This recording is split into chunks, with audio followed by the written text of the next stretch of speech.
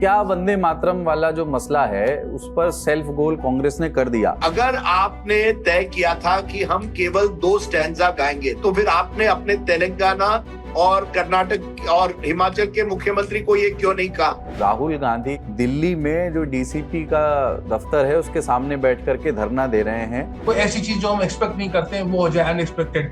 अब ये राहुल गांधी ने इसको एक अपना हथियार बना लिया है। बीजेपी आईटी सेल के प्रमुख अमित मालवीय अब आईटी सेल के प्रमुख नहीं रहे। सवाल ये है कि अब मैसूर पाक किसको भिजवाएंगे? send you Mysore Pak and you please send me some UP के लड्डू। एक बड़े मंत्री इस सरकार में लगातार प्रधानमंत्री को उन्होंने एक चिट्ठी भी लिखी, खुद जाकर मिले और कहा कि कुछ हमारे ही आईटी सेल के लोग ऑफिशियल जो हैं वो मेरे खिलाफ एक मुहिम चला रहे हैं। आईटी सेल पार्टी के पैसे का उपयोग अपने मंत्रियों के खिलाफ करता है, ये थोड़ा सा मुझे अटपटा लगा। नवंबर में एक किताब आने वाली है, सोनिया गांधी की आत्मकथा। उस पर जो फोटोग्राफ, जो तस्वीर है जो वायरल हो रही है, वो तस्वीर राजीव गांधी ने निकाली थी। राजीव गांधी ने उनको देखा, सोनिया गांधी ने उनको देखा, जैसे वो कहते हैं लव एट फर्स्ट साइट। और ऐसा कहा जाता है कि राजीव गांधी ने एक नैपकिन के ऊपर एक छोटी सी कविता लिख करके उनको भेजी। जब भी कैबिनेट रिशफल होगा, इस मंथ के अंत में होगा या सितंबर के फर्स्ट सेकंड वीक में हो, जब होगा तो ऐसा होगा कि घर के सब बदल डाले वाला। नितिन नवीन ने बीजेपी की नई टीम बनाई, कई पुराने चेहरे लौट आए, कई नए चेहरे भी आए, लेकिन धर्मेंद्र प्रधान और अनुराग ठाकुर नहीं आए। संभावनाएं हैं कि धर्मेंद्र प्रधान जो है वो सरकार में शामिल हो सकते हैं। जवाब शुरू से एक फोन आ रहा है, पता नहीं क्या है। हिमांशु, प्रधानमंत्री कार्यालय आपको फोन कर रहा है कि आप तैयार रहिए, कल शेरवानी बनाकर स्वेरिंग इन सेरेमनी कल सुबह 8:30 बजे है। शेरवानी नहीं चलती है सर। आइएगा, शेरवानी नया बनाइए। बंद अचकन की बात कर सकते थे, लेकिन बंद गला कर दीजिए, बंद गला लगाएगा। सर सुन लीजिए सर, एक दिन में नहीं बनता है। अरे बन जाएगा, वो मुझ पर छोड़ दीजिए, आप अपना साइज बता दीजिए। हो सकता है राजदीप जी अब को भी किसी दिन इसी तरीके का कोई ऑफर आ जाए। नहीं, मैं तो नहीं आएगा, मैं ये नहीं, मैं आपकी तरह नहीं हूँ, अभी तो नहीं आएगा। अगर आप मोदी जी की सरकार में मंत्री बना रहे हैं तो मैं जरूर आपसे आम और मैसूर पाक लूंगा, मुझे कोई एतराज नहीं है। मैं आपकी तरह ये नहीं हूँ कहूंगा नहीं मुझे कोई मंत्री नहीं बनना है। प्रेफर्ड पोर्टफोलियो भी बता दीजिए सब, इतना जब हो गया है तो। प्रेफर्ड पोर्टफोलियो अगर sports and I&B, sports and I&B, नहीं नॉट आईएनबी नहीं बनना है, स्पोर्ट्स बनना है। अगर मैं कभी मंत्री बनूं स्पोर्ट्स बनूंगा। मैं कामना कर सकता हूं कि आप जो है वो मंत्री बने, इसके लिए हम दुआएं कर सकते हैं। और जब आप मंत्री बने तो कभी आप हमें लंच में बुलाएं। और मुझे लगता है अरे नहीं बनना है यार, ये सब मैं हंसी मजाक में कह रहा हूँ।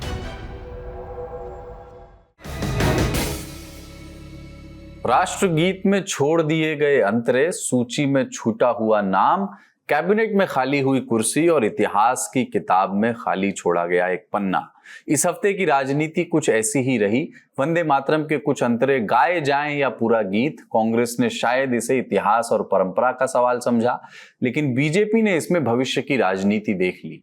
क्रिकेट की भाषा में कहें तो कांग्रेस से गेंद शायद थोड़ी ज्यादा ऊपर पड़ गई है और बीजेपी ऐसी फुल टॉस को सिर्फ बाउंड्री के बाहर नहीं भेजती, चुनाव तक बार बार उसका रिप्ले भी चलाती है।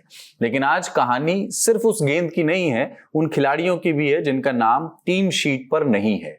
नितिन नवीन ने बीजेपी की नई टीम बनाई, कई पुराने चेहरे लौट आए, कई नए चेहरे भी आए, लेकिन धर्मेंद्र प्रधान और अनुराग ठाकुर नहीं आए। तो सवाल वही है कि नाम संगठन की सूची से गायब हुआ है या सरकार की अगली सूची के लिए बचाकर रखा गया है, कैबिनेट रिशफल होना है। अमित मालवीय को आईटी सेल से हटाने के पीछे की कहानी क्या है, और फिर उत्तर प्रदेश, जिस सुनील बंसल को उत्तर प्रदेश की नस नस जानने वाला संगठनकर्ता माना जाता है, उन्हें यूपी का प्रभारी क्यों नहीं बनाया गया? जिम्मेदारी विनोद तावड़े को मिली। क्या ये सिर्फ सामान्य संगठनात्मक गणित है या इस फैसले में लखनऊ का भी कोई संदेश है? और इन्हीं वर्तमान की पहेलियों के बीच नवंबर में एक किताब आने वाली है, सोनिया गांधी की आत्मकथा, करीब 6 दशक की निजी और राजनीतिक स्मृतियां, और शायद वो फैसले भी जिनकी कहानी अब तक दूसरे लोगों ने ही सुनाई है। पहली बार उनमें से कुछ की कहानियां सोनिया गांधी अपनी ओर से सुनाएंगी। तो आज नेता नगरी में हम सिर्फ ये नहीं देखेंगे कि किसने क्या कहा, किसे क्या पद मिला, हम उन खाली जगहों को पढ़ेंगे जहां राजनीति अक्सर अपना सबसे साफ संदेश लिखती है। तो मैं हूं कुलदीप मिश्र और शुरू करते हैं नेता नगरी। तो राजनीतिक घटनाओं के लिहाज से बड़ा ही हैपनिंग हफ्ता रहा, उस पर बात करेंगे। हमारे साथ राजदीप सरदेसाई हैं, पुणे में हैं, consulting editor India today TV. Himanshu Mishra executive editor India today group, वो भी जुड़ रहे हैं। पंकज झा इस बार न्यूज रूम से हमारे साथ हैं, पॉलिटिकल एडिटर दी ललन टॉप। और रशीद किदवई साहब सीनियर जर्नलिस्ट ऑथर, आपने तमाम पुस्तकें उनकी देखी पढ़ी होंगी, वो भी हमारे साथ जुड़ रहे हैं।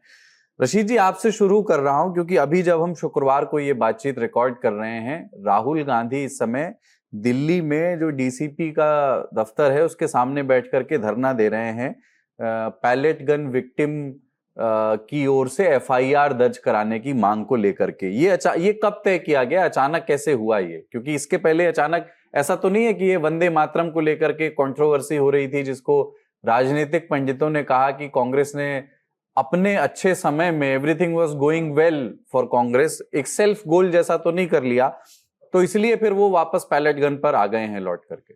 जी, सो कुलदीप जी, आपने बड़ा महत्वपूर्ण बिंदु उठाया। देखिए, राजनीति में शह मात का खेल चलता है और राहुल गांधी में जो एक कमी थी पिछले कई सालों से, वो ये थी कि उनमें एक स्पॉन्टेनिटी की कमी थी। एक सरप्राइज एलिमेंट होता है कि अगर हम लड़ाई और युद्ध की बात करें तो उसमें सबसे ज्यादा ये होता था कि रात में मतलब घात लगा के हमला कर दिया, कोई ऐसी चीज जो हम एक्सपेक्ट नहीं करते हैं वो हो जाए अनएक्सपेक्टेड। अब ये राहुल गांधी ने इसको एक अपना हथियार बना लिया। इन्होंने पहले भी हमने देखा जब सदन की शुरुआत हुई थी और एकदम से उन्होंने प्रधानमंत्री के घर के सामने जो था धरना दिया था, तो एक चीज, क्योंकि बहुत सारे वहां पर विभीषण है, मुझे लगता है विभीषण को हम एक तरीके से बदनाम करते हैं अगर हम राजनीति में उसकी व्याख्या करते, तो राहुल गांधी किसी को बताते नहीं, पहले से तय नहीं होता। जैसे आपको याद होगा पिछली बार भी मल्लिकार्जुन खड़गे के घर में मीटिंग हुई और कहा कि अब राष्ट्रपति भवन जा रहे हैं और एकदम से प्रधानमंत्री कार्यालय चले गए कि कोई मतलब पुराना चावल जो है ना वो फोन या मैसेज ना कर दे। तो इसी तरीके का एक रणनीति अपनाई गई है कि मतलब टेक देम बाय सरप्राइज, और अपनों से ज्यादा खतरा है, राजदीप जी ज्यादा बताएंगे, बजाय विरोधियों से। नहीं, वो राहुल गांधी कौन से हैं जो जिन पे ये होता है कि भाई ये फोन कर सकते हैं? हर जगह के ऊपर कुछ लोगों ने, एक तरीके के लोग होते हैं जिन्हें सीताराम केसरी जी कहा करते थे कि फूल छाप कांग्रेसी, कि हैं तो कांग्रेस में, खा पी रहे कांग्रेस की, लेकिन उनकी जो है झुकाव जो है वो भाजपा की तरफ है। और उनको इस बात का, और ये पत्रकारिता में भी होता है, बहुत जगह होता है इस तरह के जो वो होते हैं जिन्हें आप कह सकते हैं सूचना दूध देने वाले। मुझे याद है कई बार, एक बार दिग्विजय सिंह वो बैठे थे, अजीत जोगी जो थे वो कांग्रेस के प्रवक्ता थे, और वो कुछ उन्होंने बात करी दिग्विजय सिंह के बारे में, और 15 मिनट के अंदर जो था दिग्विजय सिंह के पास अजीत जोगी का फोन आ गया कि क्यों बे तू कांग्रेस कार्यालय में मेरे बारे में ऐसी बात कह रहा है। उस समय वो मुख्यमंत्री थे।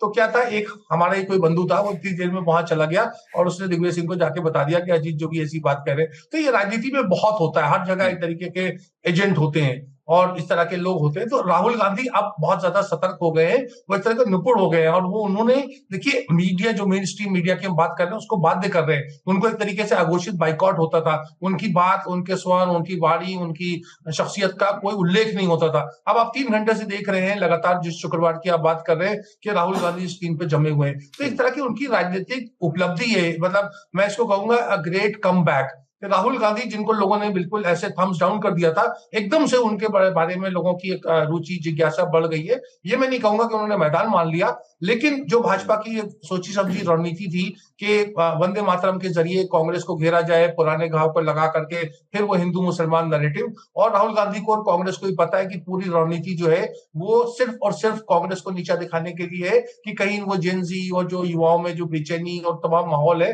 उससे ध्यान हटाने का। तो उन्होंने फिर वही ध्यान वापस लिया पैलेट गन पे। मैं ना इस कांग्रेस और वंदे मातरम को लेकर के जो विवाद हुआ, इस पर फिर लौट करके आऊंगा, पर राजदीप सर जुड़ रहे हैं पुणे से हमारे साथ। राजदीप सर, ये बताइए कि बीजेपी आईटी सेल के प्रमुख अमित मालवीय अब आईटी सेल के प्रमुख नहीं रहे, उनको उस पद से हटा दिया गया है। संभव है कि बीजेपी कोई और जिम्मेदारी भी दे, पर यह कि लंबे समय से वो जिम्मेदारी 2015 से निभा भी रहे थे। सवाल ये है कि अब मैसूर पाक किसको भिजवाएंगे? देखिए, ये क्या है ना कि एक प्रोग्राम हुआ था, मुझे लगता है कर्नाटक चुनाव का जी, जब कांग्रेस जीती थी, और आजकल तो कांग्रेस बहुत कम चुनाव जीतती है, लेकिन वो चुनाव जीती थी, तो उस समय मैंने अमित मालवीय को ऐसे ही हंसी मजाक में जो काउंटिंग के दिन पे कहा था, चलो मैं आपके लिए खुशी से मैसूर पाक भेज देता हूं, और सच में मैंने भेजा था। अच्छा, आपको तय ना, मैंने भेजा था वहां बीजेपी के ऑफिस में, लेकिन वो कहाँ मिला कि नहीं मैं नहीं जानता। मुझे कोई थैंक यू मैसेज तो नहीं आया अमित मालवीय जी का कि आपने मुझे मैसूर पाक भेजा है। तो मैं नहीं जानता आज की तारीख में क्या भेजूं मैं अमित मालविया जी को। एक बार फिर मैसूर पाक भेजूं या कुछ और भेजूं, वो तो आप वेस्ट बंगाल के भी को इंचार्ज है, तो शायद रसगुल्ला भेज दूं। लेकिन देखिए आप अमित मालविया 11 साल से रहे हैं उस पद पे। 2015 में उनकी शुरुआत हुई एज सोशल मीडिया सेल। तब एक अरविंद गुप्ता हुआ करते थे मुझे लगता है, और अमित मालविया, इन दोनों ने कमान संभाली थी 2014 के बाद। अरविंद गुप्ता फिर धीरे किनारे हो गए या बाहर पड़ गए, और पूरा जिम्मा अमित मालविया पर छोड़ा था। और आज बड़ा इंटरेस्टिंग है कि राहुल गांधी हमारे दोस्त रशीद कह रहे हैं कम बैक पर है। मैं इसलिए कह रहा हूं बड़ी इंटरेस्टिंग है क्योंकि अमित मालविया यही व्यक्ति है जिन्होंने बार बार राहुल गांधी को एक तरह से नीचा दिखाया है। ये पप्पू शब्द और ये जितने भी राहुल गांधी के क्लिप्स किए जाते थे, एडिटेड क्लिप्स हुआ करते थे, ये सब अमित मालविया करते थे। तो एक बहुत ही मुझे इट इज वेरी इंटरेस्टिंग कि आज Amit Malviya social media cell के हेड नहीं है, लेकिन राहुल गांधी वहां जमीन पर बैठे हुए हैं या पार्लियामेंट स्ट्रीट स्टेशन के बाहर बैठे हुए हैं। क्या आज भी अमित मालविया उनको पप्पू कहेंगे? ये दैट वुड बी इंटरेस्टिंग। लेकिन सर कहानी क्या है? मतलब देखिए इसमें 2-3 तरह की थ्योरीज हैं। मैं और बाकी परिवर्तन जो नितिन नवीन की नई टीम में हुए हैं वो उस पर भी आऊंगा, पर एक थ्योरी ये है कि साहब जो ये जेनजी प्रोटेस्ट हुआ, इस प्रोटेस्ट के दौरान बीजेपी का सोशल मीडिया नैरेटिव बहुत इफेक्टिव नहीं था। तो वो ठीक से भांप नहीं सके, वर्टिकल रील्स इंस्टाग्राम पे जो हो रहा था उसको ठीक से समझ नहीं सके। एक असफलता तो ऐसा लगा कि बीजेपी की सोशल मीडिया पर उस समय रही। एनडीटीवी ने सर सूत्रों के हवाले से ये लिखा है कि अमित मालवीय खुद पद छोड़ना चाहते थे और 19 और 24 के चुनाव के बाद उन्होंने टॉप लीडर से बात की थी और अपनी जगह आईटी सेल के चीफ के तौर पर कुछ नाम सजेस्ट भी किए थे, लेकिन फिर वो हो नहीं सका। कहानी क्या है? इस बार उनको हटाने का फैसला किस लिए किया गया? क्या वो सोशल मीडिया पर बीजेपी की अंडर परफॉर्मेंस एक कारण था या कोई अंदर की कहानी कुछ और है? देखिए हिमांशु जी इससे मुझसे बेहतर जानेंगे, लेकिन अंदर की कहानी बीजेपी में कोई नहीं जानता कि असली कहानी क्या है, कि क्या केवल ये जेनजी की वजह से अमित मालविया को हटाया गया। मैं नहीं मानता। देखिए जरूर जेनजी के जो पूरा आंदोलन हुआ उससे बीजेपी थोड़ी बैकफुट पर गई, सोशल मीडिया पर गई, खास करके इंस्टाग्राम पर बैकफुट पर गई। लेकिन इस वजह से अमित मालविया को हटाया गया है एक तरह से, या उनको टीम में नहीं, बीजेपी की नई टीम में नहीं रखा गया, मैं नहीं मानता। मुझे जो एक जानकारी है जो मैं आपको कह सकता हूं, एक बड़े मंत्री इस सरकार में लगातार प्रधानमंत्री को उन्होंने एक चिट्ठी भी लिखी, खुद जाकर मिले और कहा कि कुछ हमारे ही आईटी सेल के लोग ऑफिशियल जो हैं वो मेरे खिलाफ एक मुहिम चला रहे हैं।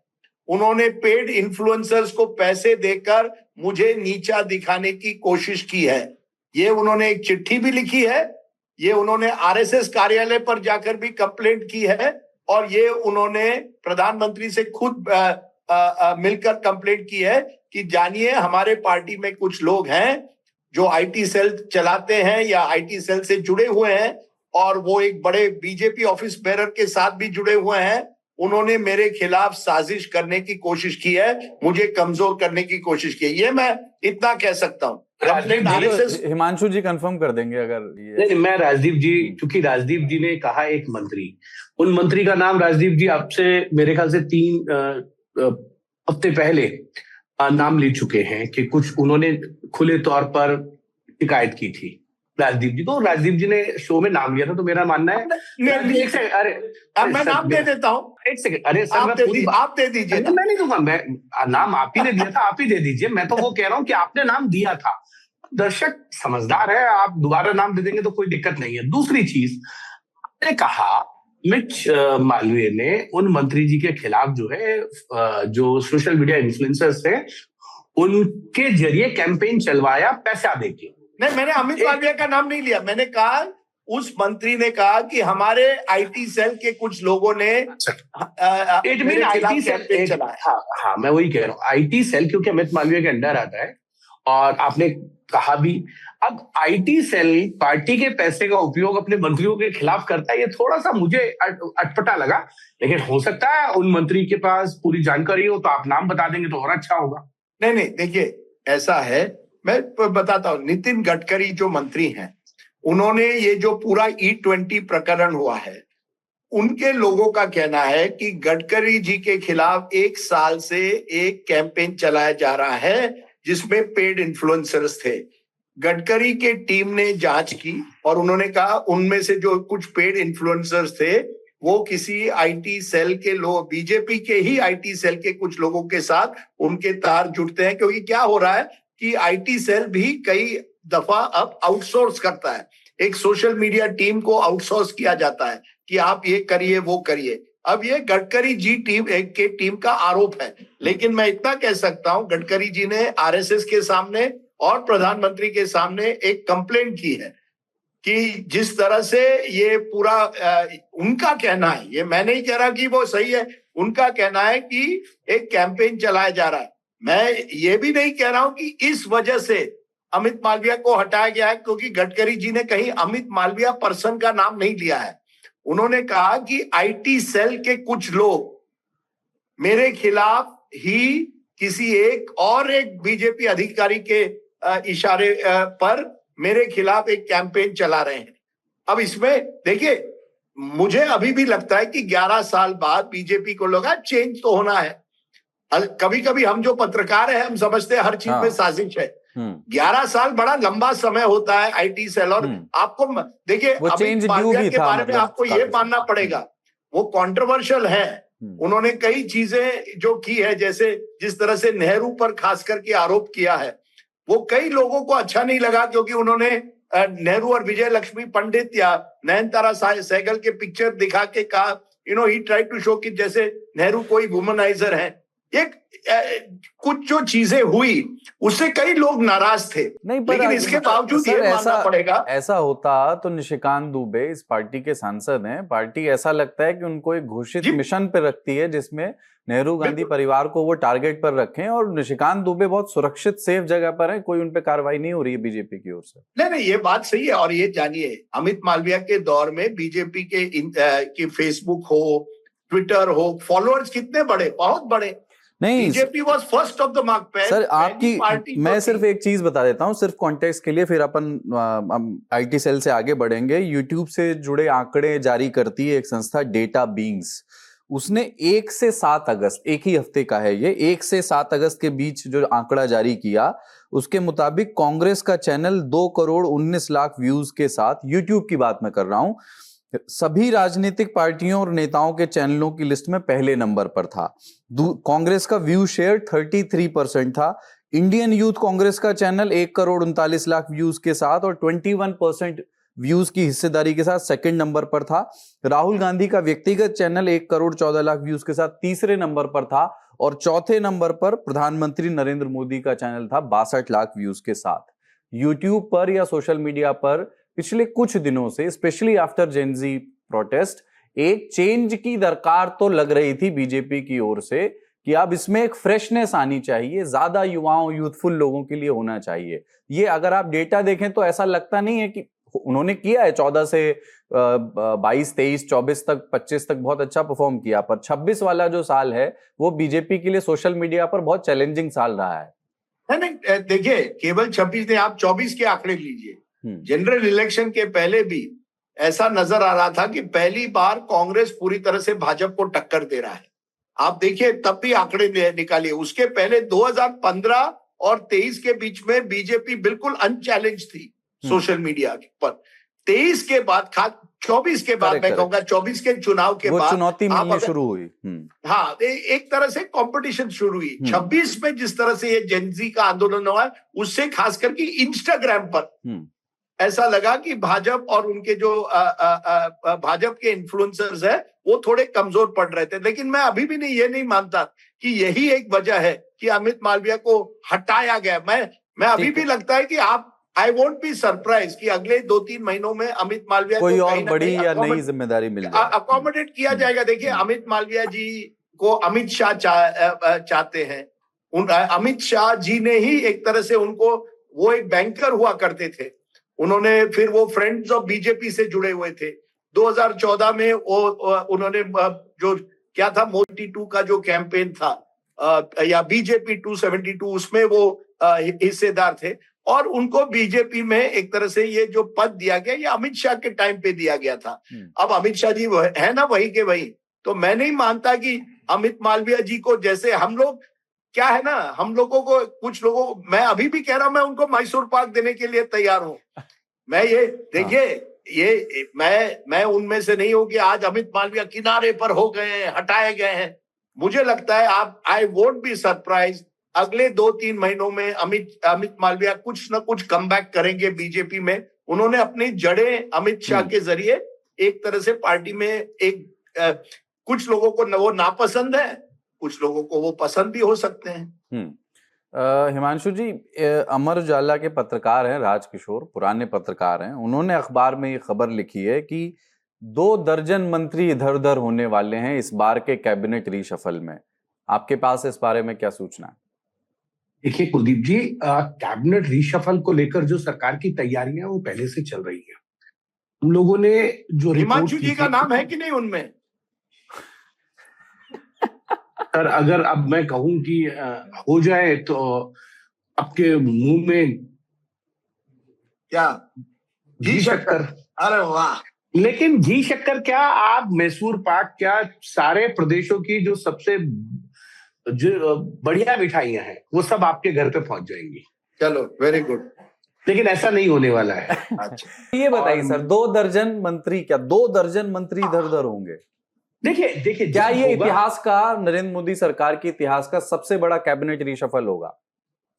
देखिए, कैबिनेट रिशफल कितना बड़ा होगा, कई नए लोगों को इंडेक्ट किया जाएगा, क्योंकि 7 राज्य ऐसे हैं जहां 2027 में विधानसभा के चुनाव हैं।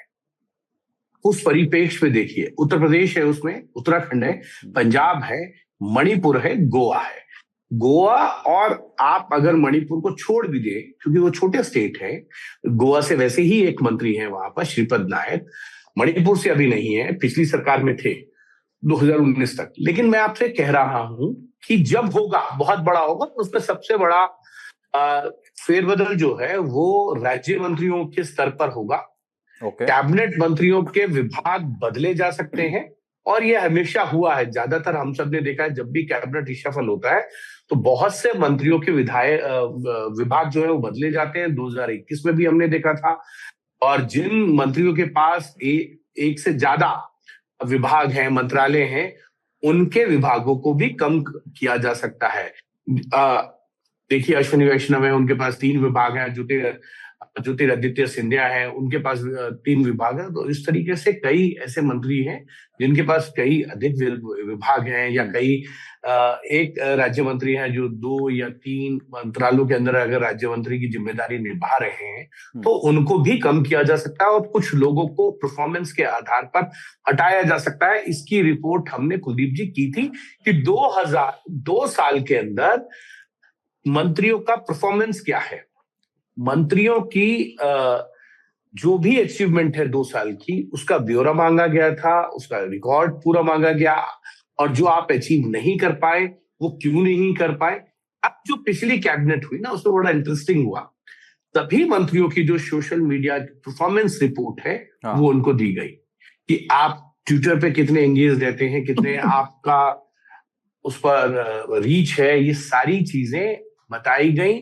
और ये कहा गया कि सोशल मीडिया पर आपको अपनी रीच बढ़ानी है, अपनी एंगेजमेंट बढ़ानी है, अपने मंत्रालयों के कामकाज की जानकारी आप सोशल मीडिया के माध्यम से दीजिए, इसमें खर्च नहीं आता है। प्रधानमंत्री के बाद सर कौन कौन से मंत्री हैं रीच वाइज? दूसरे नंबर पर कौन है? गडकरी जी हैं? बहुत नहीं ऐसे गृह मंत्री उसमें क्योंकि रीच वाइज सब कुछ बताया नहीं गया रैंक वाइज, लेकिन बहुत से मंत्री हैं जिनकी रीच बिल्कुल कम है, तो उनको भी कहा गया है कि आपको बढ़ाना होगा। और ये समय समय पर सोशल मीडिया परफॉर्मेंस रिपोर्ट जो है वो मंत्रियों के साथ शेयर की जाती है, क्योंकि 2019 के लोकसभा चुनाव से पहले भी ऐसा हुआ था। तो हमारे पास जो जानकारी है जब भी कैबिनेट रिशफल होगा, इस मंथ के अंत में होगा या सितंबर के फर्स्ट सेकंड वीक में हो, जब होगा तो ऐसा होगा कि घर के सब बदल डाले वाला। अच्छा, ये विभाग तो इधर से उधर होंगे, कई मंत्रियों को ड्रॉप भी किया जाएगा और कई नए चेहरे आपको देखने को मिल सकते हैं, उसमें यूथ ज्यादा होगा।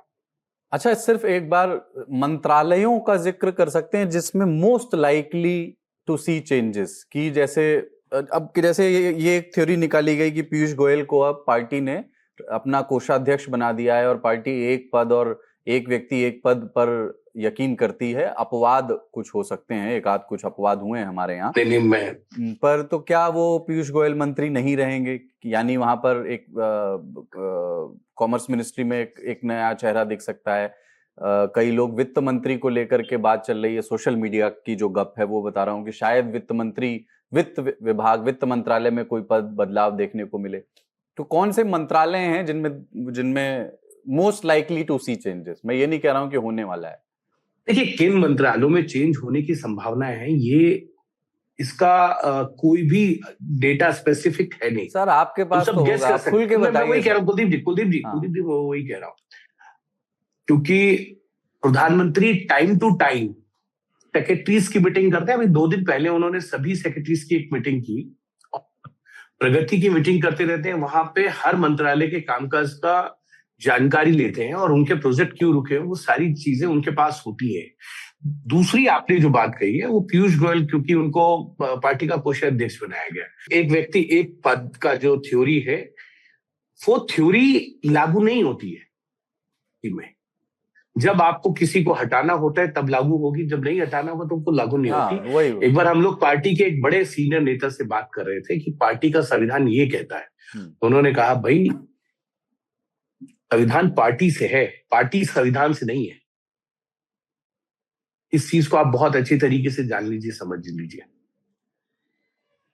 पार्टी है तो संविधान है, संविधान है तो पार्टी नहीं है, ऐसा नहीं हो सकता। पंकज जी, सहयोगी दलों में क्या उठापटक चल रही है? सहयोगी दल कुछ अपनी मांग बढ़ा रहे हैं क्या? किसी नई पार्टी की एंट्री की संभावना है क्या कैबिनेट में? एक नई पार्टी है जिसको इससे पहले कोई जानता नहीं था, जिसमें अब 20 लोग हैं।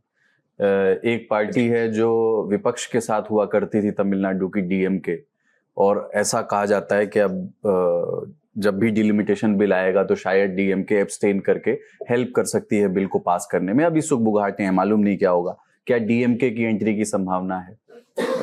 नहीं, अभी ये कहना बहुत जल्दबाजी होगा जो अभी तक का डीएमके का स्टैंड रहा है। कल भी मैं उनके स्टेटमेंट्स देख रहा था, तो ये बड़ा मतलब चाहती है बीजेपी कि उनके तरफ से लोग आए, हम उनको कैबिनेट में ले लें, लेकिन अभी तक कि वो इतने एक्सट्रीम चले जाएं, अचानक से जो कल तक अलग थे और डीलिमिटेशन पर अगर समर्थन दे भी दें और फिर मंत्रिमंडल में चले जाएं, इस बात के अभी तक ऐसे कोई संकेत मिले नहीं है। उसी तरीके से जो एनसीपी है, जो टीएमसी के जो डिसिडेंट लोग पार्टी तोड़कर चले आए, उनके बारे में भी कि कल तक जो आपके खिलाफ इतना कुछ कह रहे थे, हालांकि वहां से मैं 2-3 सांसदों के बारे में सुना कि उनकी बड़ी इच्छा है। काकोली घोष दस्तीदार को तो मतलब हमने सांसदों के बीच बातचीत करते हुए उसमें ये चर्चा आई थी, लेकिन उनको भी मंत्रिमंडल में शामिल कर लिया जाए, ऐसे कोई अभी तक कहा नहीं जा सकता है। एक चिराग पासवान की बात चल रही है कि चिराग पासवान, जिनके पास अभी जो विभाग है फूड प्रोसेसिंग का, जिनके पास 5 सांसद हैं, 19 विधायक हैं। अभी भी थोड़ी देर पहले मैं पता कर रहा था, गोरखपुर में अरुण भारती जो उनके पार्टी के सांसद, मतलब सब लोग आजकल यूपी में बहुत एक्टिव हैं, क्योंकि उनको लगता है कि एससी समाज का जो वोट है, जो 2024 में उसका एक बड़ा सेगमेंट समाजवादी पार्टी कांग्रेस की तरफ चला गया था, तो उनको यूपी में अतिरिक्त कार्य दिया गया है। चिराग पासवान की इच्छा है कि उनके पिता जो रामविलास पासवान थे, उनके पास जो विभाग था, अब रेलवे तो उनको मिलेगा नहीं, इच्छा तो है, वो कहते हैं ना कि रसगुल्ला मांगेंगे तो शायद बतासा ही मिल जाए, तो कोल, माइंस, केमिकल, फर्टिलाइजर, उनको इच्छा कि जो अभी विभाग है उससे बढ़ा के उनको विभाग मिले, इस तरह की उनकी इच्छा है। वो ये बात उनकी पार्टी की तरफ से चीजें आ रही, मतलब उनके चाचा वाला विभाग उन्हें रास नहीं आ रहा है। कह सकते हैं इनडायरेक्टली। नहीं, आरएलडी को क्या मिलेगा? जयंत चौधरी को जो मिल गया है। सर, उत्तर प्रदेश में चुनाव है, हिमांशु सर? देखिए, बिल्कुल, क्योंकि इंडिपेंडेंट चार्ज है उनके पास, जयंत चौधरी के पास। मुझे नहीं लगता कि क्योंकि वो एक जाट चेहरा है, उत्तर प्रदेश में ही नहीं पूरे भारत में।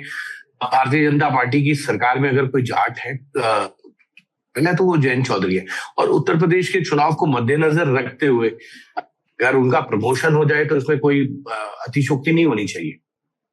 धर्मेंद्र प्रधान, ये चीज बड़ी वो है, क्योंकि बहुत अटकलें थी कि धर्मेंद्र प्रधान क्योंकि सरकार में मंत्री थे और उनका इस्तीफा हुआ, उसके बाद वो संगठन में आ सकते हैं, और संगठन में उनके पास लंबा अनुभव है, इस पे हम पहले डिस्कस कर चुके हैं। लेकिन क्योंकि आंदोलन खत्म हो चुका है, सरकार ने जो वादे किए थे वो फुलफिल कर दिए हैं, तो ऐसे में धर्मेंद्र प्रधान को फिर से कैबिनेट में जगह मिल सकती है।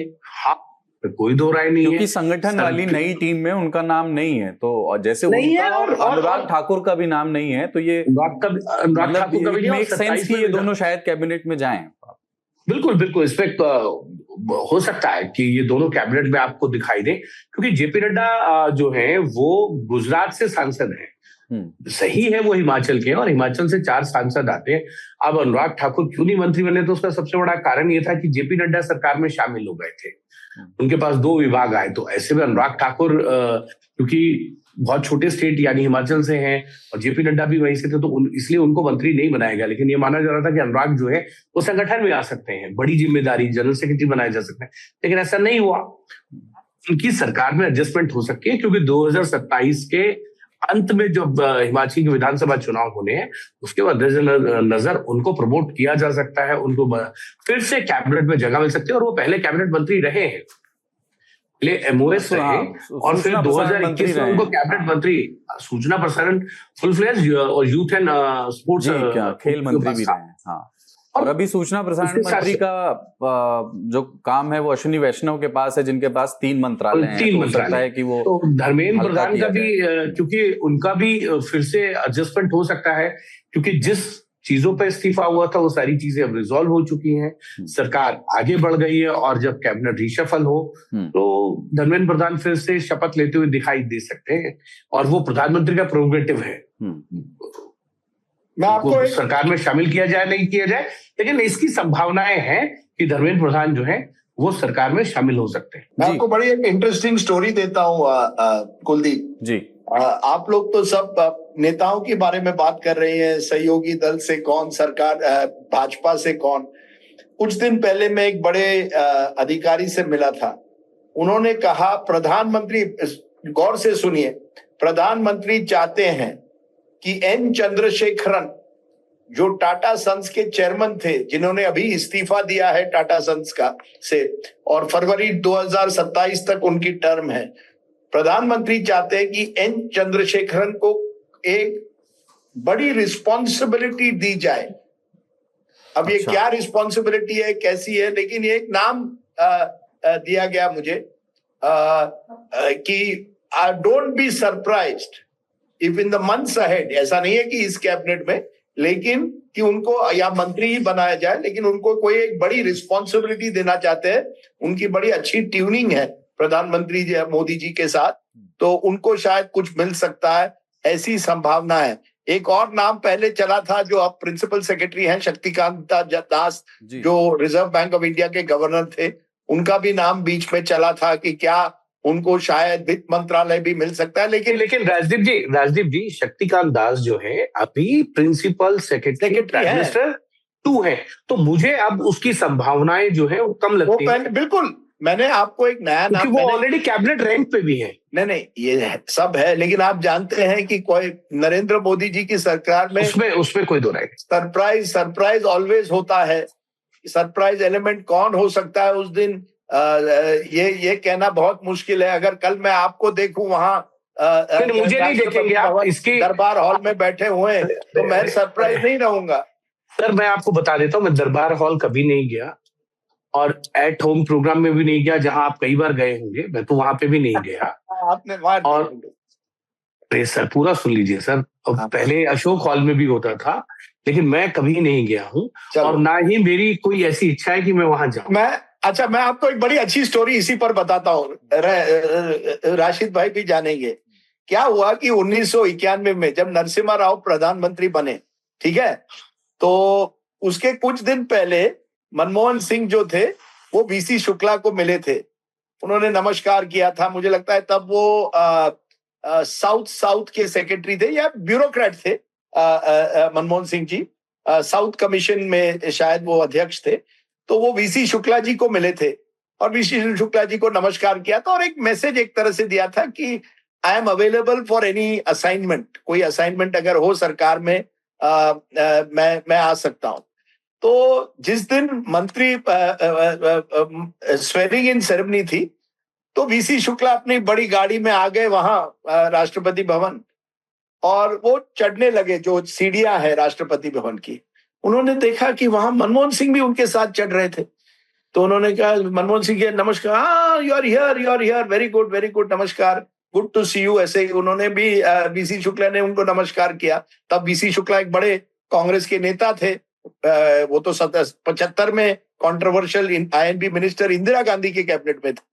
तो क्या होता है कि मंत्री सब जाते हैं सीढ़ियों से, फिर एक जगह होती है कुर्सियों के लिए रखी जाती है, कुर्सियों पर जो मंत्री स्वेरिंग इन होनी है वो वहां बैठते हैं, बाकी तो जनता में वहां बैठते हैं जो तालियां बजाते हैं जब कोई मंत्री बनता है। तो वीसी शुक्ला तुरंत वहां जाकर फ्रंट रो में बैठ गए, तो ऐसे वहां सबको नमस्कार कर रहे हैं। उन्होंने फिर अपनी नजर पीछे की और देखा कि पीछे की कुर्सी में मनमोहन सिंह भी बैठे हैं वहां। अरे डॉक्टर साहब, कल तक तो आप मेरे ऑफिस में आए थे कि कोई असाइनमेंट हो। नमस्कार। अब क्या हुआ कि बेचारे वीसी शुक्ला को मुझे लगता है या तो पार्लियामेंट्री अफेयर्स या वाटर रिसोर्सेज तब मिला और मनमोहन सिंह को finance, and the rest is history. इतिहास हो गया। ये इतिहास इसी तरीके से बनते हैं राजदीप। प्रकाश जावड़ेकर 2014 में सरकार की शपथ ग्रहण समारोह से पहले डीजी पीआईबी थी नीलम कपूर जी, उनके साथ लिस्ट फाइनल कर रहे थे कि हमारे मीडिया के कुछ लोगों को आप एडजस्ट कर दीजिए। तो उन्होंने कहा नहीं जगह नहीं है, इतने लोगों को एडजस्ट नहीं किया जा सकता। उन्होंने कहा नहीं करिए, हमारे स्पोक्स पर्सन हैं वो भी आना चाहते हैं। तो उसको लेके उनके साथ जदोजहद उनकी चल रही थी। अब देखिए अगले दिन क्या हुआ, वहां प्रकाश जावड़ेकर ने जो है वो स्वतंत्र प्रभार के मंत्री की शपथ ली और वो प्रधानमंत्री नरेंद्र मोदी की कैबिनेट में पहले आईएनबी मिनिस्टर बने, इंडिपेंडेंट चार्ज। और नीलम कपूर उनको रिपोर्ट कर रही थी। और उनके साथ एक और थे जिन्होंने जो गई थी, वो थी निर्मला सीतारमण। वो भी जो है एमओएस फाइनेंस और कॉर्पोरेट अफेयर में मंत्रालय में इंडिपेंडेंट चार्ज मंत्री थी। तो कब क्या हो जाए ये कहा नहीं जा सकता। और मैं भी ये कह रहा हूं कि हो सकता है राजदीप जी अब को भी किसी दिन इसी तरीके का कोई ऑफर आ जाए। नहीं, सरकार में तो नहीं आएगा, मैं ये नहीं मैं आपकी तरह नहीं हूँ, अभी तो नहीं आएगा। नहीं, क्या अर्थ है आपका? नहीं, देखिए ये बहुत खतरनाक चीज है। मैं कुछ दिन पहले गोवा में था, तो मैं गोवा में कुछ लोगों से मिल रहा था। अब कल गोवा के अखबार में या किसी वेबसाइट पे आता है Rajdeep Sardesai meeting various people in Goa, अलग अलग लोगों से मिल रहा है। क्या तीसरा मोर्चा बन रहा है गोवा में? मैंने कहा तीसरा मोर्चा? मैं तो मुख्यमंत्री को मिलने गया था, उनको दावत देने गया था, एक इंडिया टुडे का एक फंक्शन है उसके लिए दावत देने गया था। बाकी लोगों से तो मिला, वहां चुनाव हो रहे हैं 4 महीने में। लेकिन ऑनलाइन पे बड़ी खबर थी, क्या राजदीप सरदेसाई तीसरे मोर्चे के नेता बने? अरे मैंने कहा मैं फंस गया, मैं बेचारा गोवा जाता हूँ छुट्टी के लिए और मैं इसमें फंस जाता हूँ। तो ये देखिए संभावनाएं हैं, ऐसा नहीं है। ऐसा है कि अगर आप मोदी जी की सरकार में मंत्री बना रहे हैं तो मैं जरूर आपसे आम और मैसूर पाक लूंगा, मुझे कोई ऐतराज नहीं है। मैं आपकी तरह ये नहीं कहूंगा नहीं मुझे कोई मंत्री नहीं बनना। जो ऊपर वाले ने लिखा है वो आपके अच्छा, उसके लिए मैं तैयार हूँ। प्रेफर्ड पोर्टफोलियो भी बता दीजिए सब, इतना जब हो गया है तो। प्रिफर्ड पोर्टफोलियो अगर स्पोर्ट्स एंड आईएनबी नहीं, नॉट आईएनबी नहीं बनना है, स्पोर्ट्स बनना है। अगर मैं कभी मंत्री बनूं स्पोर्ट्स बनूंगा और मैं जरूर बहुत कोशिश करूंगा कि हमारे स्पोर्टिंग कल्चर को और आगे बढ़ाया जाए। ये मेरी रुचि रहेगी। अगर आप प्रधानमंत्री जी से मेरे नाम पर दरखास्त करें कि देखिए मैं तो प्रधानमंत्री जी से मिलता नहीं, लेकिन आप गृह मंत्री से तो भी नहीं मिलता, अमित शाह जी से भी नहीं मिलता। अरे सुनिए अरे हाँ, मैं कामना कर सकता हूँ हाँ। कि आप जो है वो मंत्री बने, इसके लिए हम दुआएं कर सकते हैं। और जब आप मंत्री बने तो कभी आप हमें लंच में बुलाएं। और मुझे लगता है अरे नहीं बनना है यार, ये सब मैं हंसी मजाक में कह रहा हूँ। मैं मतलब आपको खाना ना आगे आगे रशीद किदवई सर कुछ जोड़ना चाह रहे हैं। रशीद सर, जी देखिए, मैं आपको खाना ना खिलाना हिमांशु ने कितनी मंत्री आगे तक छोड़ खाने देंगे। की बात कर दी। जो पत्रकार का एक वो रहता है ना कि प्रेस नहीं यार, कॉन्फ्रेंस हो, खाना मिले। मैंने कहा नहीं मेरे को प्रेस कॉन्फ्रेंस नहीं, मैं तो सीधा कह रहा हूँ कि मैं उनके साथ टेबल पे बैठूं। सो और उसमें भी वो खाना ना खिलाना चाहे, आप बताइए मंत्री पद छोड़ रहे हैं। अरे तो एक कुलदीप व्यक्ति जो को यहाँ- खाना खिलाने से अगर मंत्री बनते हैं तो बन जाइए। रशीद सर तो कुछ कह कुलदीप रहे जो यहाँ बड़ा नोक झोंक और वार्तालाप हो रहा है, इसमें मुझे ध्यान आ गया कि जब पहली बार राजनारायण बाबू जो थे, जो मंत्री बने, जी, वो निर्माण भवन में स्वास्थ्य मंत्रालय के ऑफिस में, जो जनता पार्टी की सरकार बनी 1977 में, तो मार्च अप्रैल में आप जानते हैं कि दिल्ली में काफी धूल भरी आंधी वांधी आती, तो उन्होंने कहा कि नहीं मैं तो जनसेवक हूँ, सब ये दरवाजे खोलो, खिड़की खोलो। तो वहां पर उन्होंने, मतलब वहां जो बाहर चपरासी बैठा था उसको डांट दिया। अब चपरासी को जब डांटा तो चपरासी बेचारा थोड़ा, तो मेरे पिताजी भी वहां निर्माण भवन में काम करते थे, तो मैं छोटा था, मैं गया था, तो मुझे याद है उसका चपरासी का जो वाक्य था। उसने कहा देखो एक टेम्परेरी आदमी आकर के हम परमानेंट को डांट रहा है। तो राजीव जी और हिमांशु, आप लोग जो है ना, आप लोग परमानेंट लोग हैं, आप लोग क्यों टेम्परेरी असाइनमेंट के चक्कर में? ये मंत्री तो आने जाने, पत्रकार को देखिए जो निंदा करने का जो आनंद है, 100%। सुख है आलोचक का, वो कहाँ मिलेगा? तो आप लोग मैंने तो इसलिए कहा, मैं तो स्वीकार ही नहीं करूंगा, राजीव जी बोल रहे हैं। एक बात और, राजीव के देखिए वो मित्र रहे थे विद्या भैया, तो उसका बहुत सी चीजों का इन्होंने जिक्र नहीं किया कि कैसे विद्या भैया, विद्याचंद्र शुक्ला जो थे, वो चंद्रशेखर के भी मंत्री थे और फिर पीवी नरसिम्हा राव के भी आ गए। उनके मंत्रालय में जैसे राजीव जी जाते थे, मैं भी जाता था, तो जो आईएनबी मिनिस्टर का वो था, वहां बकायदा कुलदीप एक खटिया बिछी रहती थी, मतलब दोपहर में विश्राम की स्थिति थी। इससे ज्यादा मैं नहीं बताऊंगा, बाकी राजदीप बताएंगे। तो वो बहुत आराम से रहते थे, मतलब पार्लियामेंट हाउस के अंदर उनका ऑफिस था और ऑफिस में वहां बाकायदा बिस्तर वगैरह खटिया बिछी रहती थी कि आराम करने का। और बाकी चीजें तो उसके बारे में राजदीप बताएंगे। नहीं, मैं कोई ऐसी चीजें नहीं बताऊंगा, लेकिन देखिए ना, किसको लगा पता था 1991 में पहले तो नरसिम्हा राव प्रधानमंत्री बनेंगे, उसके बाद मनमोहन सिंह जी जो उस समय पूरी तरह से ब्यूरोक्रेट थे, और वो इतना बड़ा मंत्रालय संभालेंगे। मुझे अभी भी याद है निर्मला सीतारमन जी का, पहली बार मैं निर्मला सीतारमन जी को ऐसे मिला कि हम एक प्रोग्राम कर रहे थे, मैं शायद ये कहानी नेता नगरी पर पहले भी बताई है, 9 बजे का प्रोग्राम था और हमने प्रकाश जावड़ेकर को बुलाया था। लास्ट मिनट को उनको कैंसिल कर दिया क्योंकि हमारे जो गेस्ट कोऑर्डिनेटर थे उन्होंने कहा देखिए सर, एक अच्छी अंग्रेजी स्पीकिंग महिला है बीजेपी की, आप उनको एक चांस दीजिए, वो स्टूडियो आने के लिए तैयार है। कौन थी वो महिला? निर्मला सीतारमन जी। ये 2009 या 10 की बात है। अब आप सोचिए 2009 में निर्मला सीतारमन जी हमारी स्टूडियो आ रही थी एज बीजेपी स्पोक्स पर्सन। अब वो कहां से कहां पहुंच गई हैं, डिफेंस की मिनिस्टर बन गई, फिर वो फाइनेंस मिनिस्टर बन गई। और आप सोचिए शाहनवाज हुसैन जो एक जमाने में वाजपेयी जी की सरकार में सिविल एविएशन मिनिस्टर थे, अब तो वो बिल्कुल किनारे हो गए हैं, उनको उनके बारे में कोई बात नहीं करता। तो बिल्कुल सही कहा राशिद ने कि पॉलिटिक्स में टेम्पररी होता है हर चीज, कौन जाने कल किसका नंबर कैसे लगे। There is absolutely no guarantee in politics कि कब किसका लक हो जाए, क्या समीकरण बनते हैं। You never write of anyone in politics, never ever right of anyone in politics, मैं कहूंगा। और मैंने एक बार संबित पात्रा जी को ये कहा था, मैंने कहा संबित तुम बड़े अच्छे बीजेपी के वक्ता बन गए हो, don't be surprise if one day you become home minister. तो मैंने कहा, उसने कहा भाई मैंने कहा देखिए एक जमाने में नरेंद्र मोदी जी भी पार्टी के स्पोक्स पर्सन हुआ करते थे, वो प्रधानमंत्री बन गए। आप स्पोक्स पर्सन हो, कल आप गृह मंत्री बन सकते हो। Anything can happen boss, anything can happen. Kiren Rijiju मुझे बता रहे थे कि एक जमाने में किरण रिजिजू ने 3 साल के लिए पॉलिटिक्स से एक वनवास लिया था 2009 के चुनाव के बाद। टिल 2012 वो एक तरह से पॉलिटिक्स से दूर हटना चाहते थे।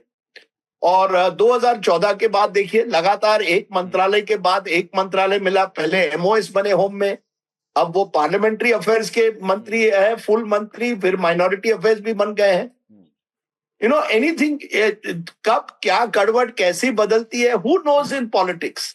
सो as I keep saying, never say no, never say never. आप अगर मैं आज आपके प्रोग्राम पर कहूं कि ये हो ही नहीं सकता है, कल उसका विपरीत भी हो सकता है और फिर आप मुझे कहेंगे आपने तो कहा था ये कभी मंत्री नहीं बन सकते। सो आई वोंट बी सरप्राइज कि मोदी जी के कैबिनेट में इस बार 2-3 बड़े सरप्राइजेस आपको मिलेंगे। पंकज जी पर मैं एक चीज कहना था, राजदीप सर कह रहे थे ना कि पॉलिटिक्स में किसी को आप राइट ऑफ नहीं कर सकते। तो एक चेहरा है स्मृति ईरानी का, हाँ, जब जब लगता है कि वो अब हाशिए पे चली गई है, मतलब उनका समय खत्म हो गया है, वो आप जब पहली बार एचआरडी मिनिस्टर बनी, फिर वो कपड़ा फिर उसके मंत्री, बाद टेक्सटाइल फिर मिनिस्टर, टेक्सटाइल बनी, फिर लगा कि टेक्सटाइल के बाद बहुत मौन हो गई थी, चुप हो गई, फिर राहुल उनको गांधी, आईवी मिल गया, फिर राहुल गांधी के खिलाफ चुनाव लड़ी, जीती, फिर लग रहा था कुछ हो जाएगा, फिर वो जब लगता है कि वो अब सब कुछ ये हो रहा है, वो बाउंस बैक करती है। मतलब स्टैटिक रहा उनका, एकदम धूप छांव। तो उनको आप, वो बिल्कुल सही है कि राजनीति में कब क्या होगा कोई नहीं जानता। और आज राष्ट्रीय महासचिव के तौर पर उनकी वापसी हुई। लेकिन ये बताइए, उत्तर प्रदेश में आनंदीबेन पटेल लंबे समय से राज्यपाल हैं, 2019 से। हाँ, क्या अभी ये खबर है कि 17 अगस्त से 26 अगस्त तक वो छुट्टी पर हैं, पारिवारिक कारणों से हाँ, मतलब गुजरात गई जी। क्या संभावना, उम्र भी हो गई है उनकी, क्या ये संभावना है कि उत्तर प्रदेश चुनाव से पहले राज्यपाल बदला जाए? अभी एक वीडियो हम पिछले दिनों देख रहे थे जिसमें वो अपनी ही सरकार को आईना दिखा रही एक ही थी। बार नहीं हुआ, बीते दिनों में कई बार हुआ है। कई ऐसे मौके आए जो वो खुल के बोलते उस वीडियो को लपक लिया कांग्रेस ने। उस वीडियो में वो कह रहे हैं कि गोरखपुर में जो मुख्यमंत्री का गढ़ है, गोरखपुर यूनिवर्सिटी में जो मेस है वो अच्छी क्वालिटी की नहीं है, हमने सैंपल जमा कर लिए हैं खाने के और हम इसकी जांच करवाएंगे। और इसको फिर विपक्ष ने, पवन खेड़ा ने इसको ट्वीट करते हुए शुक्रिया कहा आनंदीबेन पटेल को, जो पार्टी के लिए असहज करने वाली स्थिति थी। क्या एक संभावना है कि राज्यपाल उत्तर प्रदेश के बदले जाएं? देखिए, उनका कार्यकाल तो बहुत पहले ही खत्म हो गया है और आनंदीबेन पटेल के बारे में ये है कि फैसला मतलब एक ही व्यक्ति कर सकता है, इसके अलावा कोई नहीं कर सकता है। हाँ, इसमें तो आप ये भी नहीं कह सकते कि 2 व्यक्ति कर सकते हैं। हाँ, इसमें सिर्फ एक ही व्यक्ति कर सकता है, वो सबको पता है। प्रधानमंत्री कर सकते हैं। आनंदीबेन पटेल को जब लगेगा कि मुझे अब नहीं रहना है, तभी ये फैसला होगा, बिना उनकी सहमति के नहीं होगा, ये भी अब तय मानना नहीं। पर हिमांशु जी, मुख्यमंत्री योगी आदित्यनाथ और राज्यपाल आनंदीबेन पटेल के बीच संबंध और संवाद कैसा है? देखिए, संवाद तो योगी आदित्यनाथ की एक खूबी है, वो हर महीने दिल्ली आते हैं, महीने 1.5 महीने में, और पार्टी के नेताओं से मुलाकात करते हैं, अध्यक्ष से, गृह मंत्री से, प्रधानमंत्री से समय लेते हैं, जिनका समय मिलता है उनसे मुलाकात करते ही है। राज्यपाल से भी समय समय पे उनके फोटोज आते रहते हैं किसी न किसी कार्यक्रम में, या एक रूटीन तौर पर जाके वो राज्यपाल से मुलाकात करते हैं। जो बात है संबंध की, वो ठीक है या नहीं है, इसकी विवेचना कुछ देर पहले पंकज जी ने भी कर दी है। और वो जो फुटेज जिसकी आप बात कर रहे हैं, गोरखपुर यूनिवर्सिटी में गई और वहां पर उन्होंने अपनी ही सरकार पर सवाल खड़े कर दिए, तो इससे लगता है कि जो संबंध है वो अब पूरी तरीके से बहुत अच्छे नहीं है। एक चीज और जोड़ना चाह रहा था कि एक विनय पाठक जी हैं, जो कई सालों से यूपी के अलग अलग यूनिवर्सिटीज में वो वाइस चांसलर रहे हैं, और ये माना जाता है कि आनंदीबेन पटेल के वो बहुत करीबी हैं। और एक बार ऐसा हुआ कि उनके खिलाफ यूपी की एसटीएफ ने मुकदमा दर्ज कर लिया था। उसके बाद ये कहा जाता है कि दोनों के बीच, मतलब मुख्यमंत्री योगी जी और आनंदीबेन पटेल जी के बीच बहुत वो हो गया, फासला आ गया था, और बाद में दिल्ली को इंटरवीन करना पड़ा और तब जाकर मामला सुलझा था। ठीक है, ये अपनी कॉन्टेम्परेरी राजनीति, हफ्ते की राजनीति पे मैं लौटूंगा, बट रशीद जी को जाना है और रशीद जी से मैं ये लोभ संवरण नहीं कर पा रहा हूँ, ये मोह छोड़ नहीं पा रहा हूँ। एक ऑटोबायोग्राफी 10 नवंबर को आ रही है सोनिया गांधी की, उसके बारे में बताएं रशीद जी, क्या नई चीजें हमें मालूम होगी सोनिया गांधी के जीवन के बारे में जो पहले से नहीं मालूम?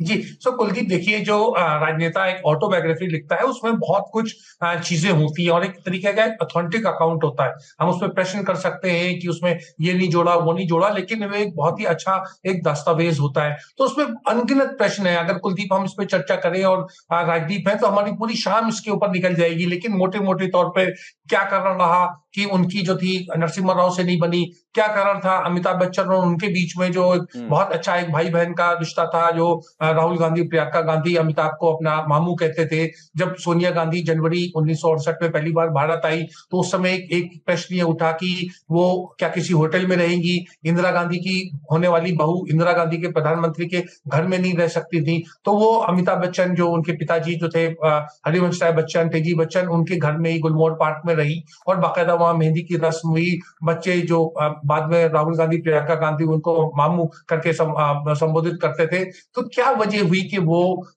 उस परिवार से उनका रिश्ता टूट गया? बहुत सारी ऐसी बातें, अभी विद्याचरण शुक्ला की बात हो रही थी, कुलदीप राजदीप जी को याद होगा कि लोकसभा में विद्याचरण शुक्ला ने खड़े होकर कहा कि हमारे पास बोफोर्स के पेपर आने वाले हैं और उसको लेकर सोनिया गांधी में बहुत ज्यादा नाराजगी रही और वो नरसिम्हा राव से उनकी राजनीतिक दूरी का बहुत बड़ा कारण बनी। तो बोफोर्स के बारे में क्या क्या बातें थी और बहुत सारी, नरसिम्हा राव, डॉक्टर मनमोहन सिंह किस परिस्थिति में प्रधानमंत्री बने, प्रणब मुखर्जी क्यों नहीं प्रधानमंत्री बन पाए और क्या हुआ, क्या क्योंकि प्रणब मुखर्जी ने गंभीर बात लिखी है कि वो 12 में प्रधानमंत्री बनना चाहते थे और उनको जो था बनने नहीं दिया गया। तो क्या कुछ ऐसी बात थी? उनकी हर जो है टिप्पणी के ऊपर एक, मुझे लगता है, पॉलिटिकल रिएक्शन होगा और खुद उनका अपना जो ये फॉरेन ओरिजिन का मामला था जो शरद पवार ने उसके खिलाफ एक आवाज उठाई थी और वहां उनकी एक तरीके से कांग्रेस वर्किंग कमेटी में बेइज्जती हुई थी।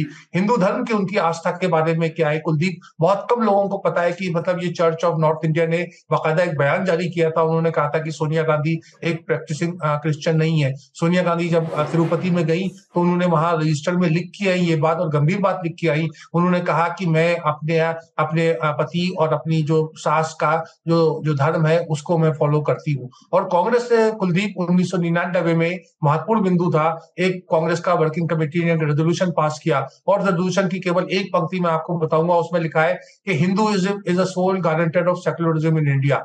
अगर कुलदीप मैं इसकी पृष्ठभूमि नहीं बताता कि कांग्रेस ने कहा है और वर्किंग कमेटी में और सोनिया गांधी के समय, तो लोग ये सोचते कि ये शायद हिंदू महासभा या भारतीय जनता पार्टी या भारतीय जनसंघ का प्रस्ताव है। तो इस तरह की उनकी चीजों में उनकी बहुत सी, हर मुझे लगता है चैप्टर में एक न एक कोई ऐसा बात होगा जो चर्चा का विषय बनेगा। हो सकता है विवाद का भी प्रश्न बने, लेकिन ये बड़ी अच्छी बात है, खुशगवार बात है कि वो अपनी जीवनी लिख रही है। उस जीवनी में उनकी मदद कौन कर रहा है इसकी तरफ भी हो सकता है राजदीप सरदेसाई कुछ इशारा कर सके।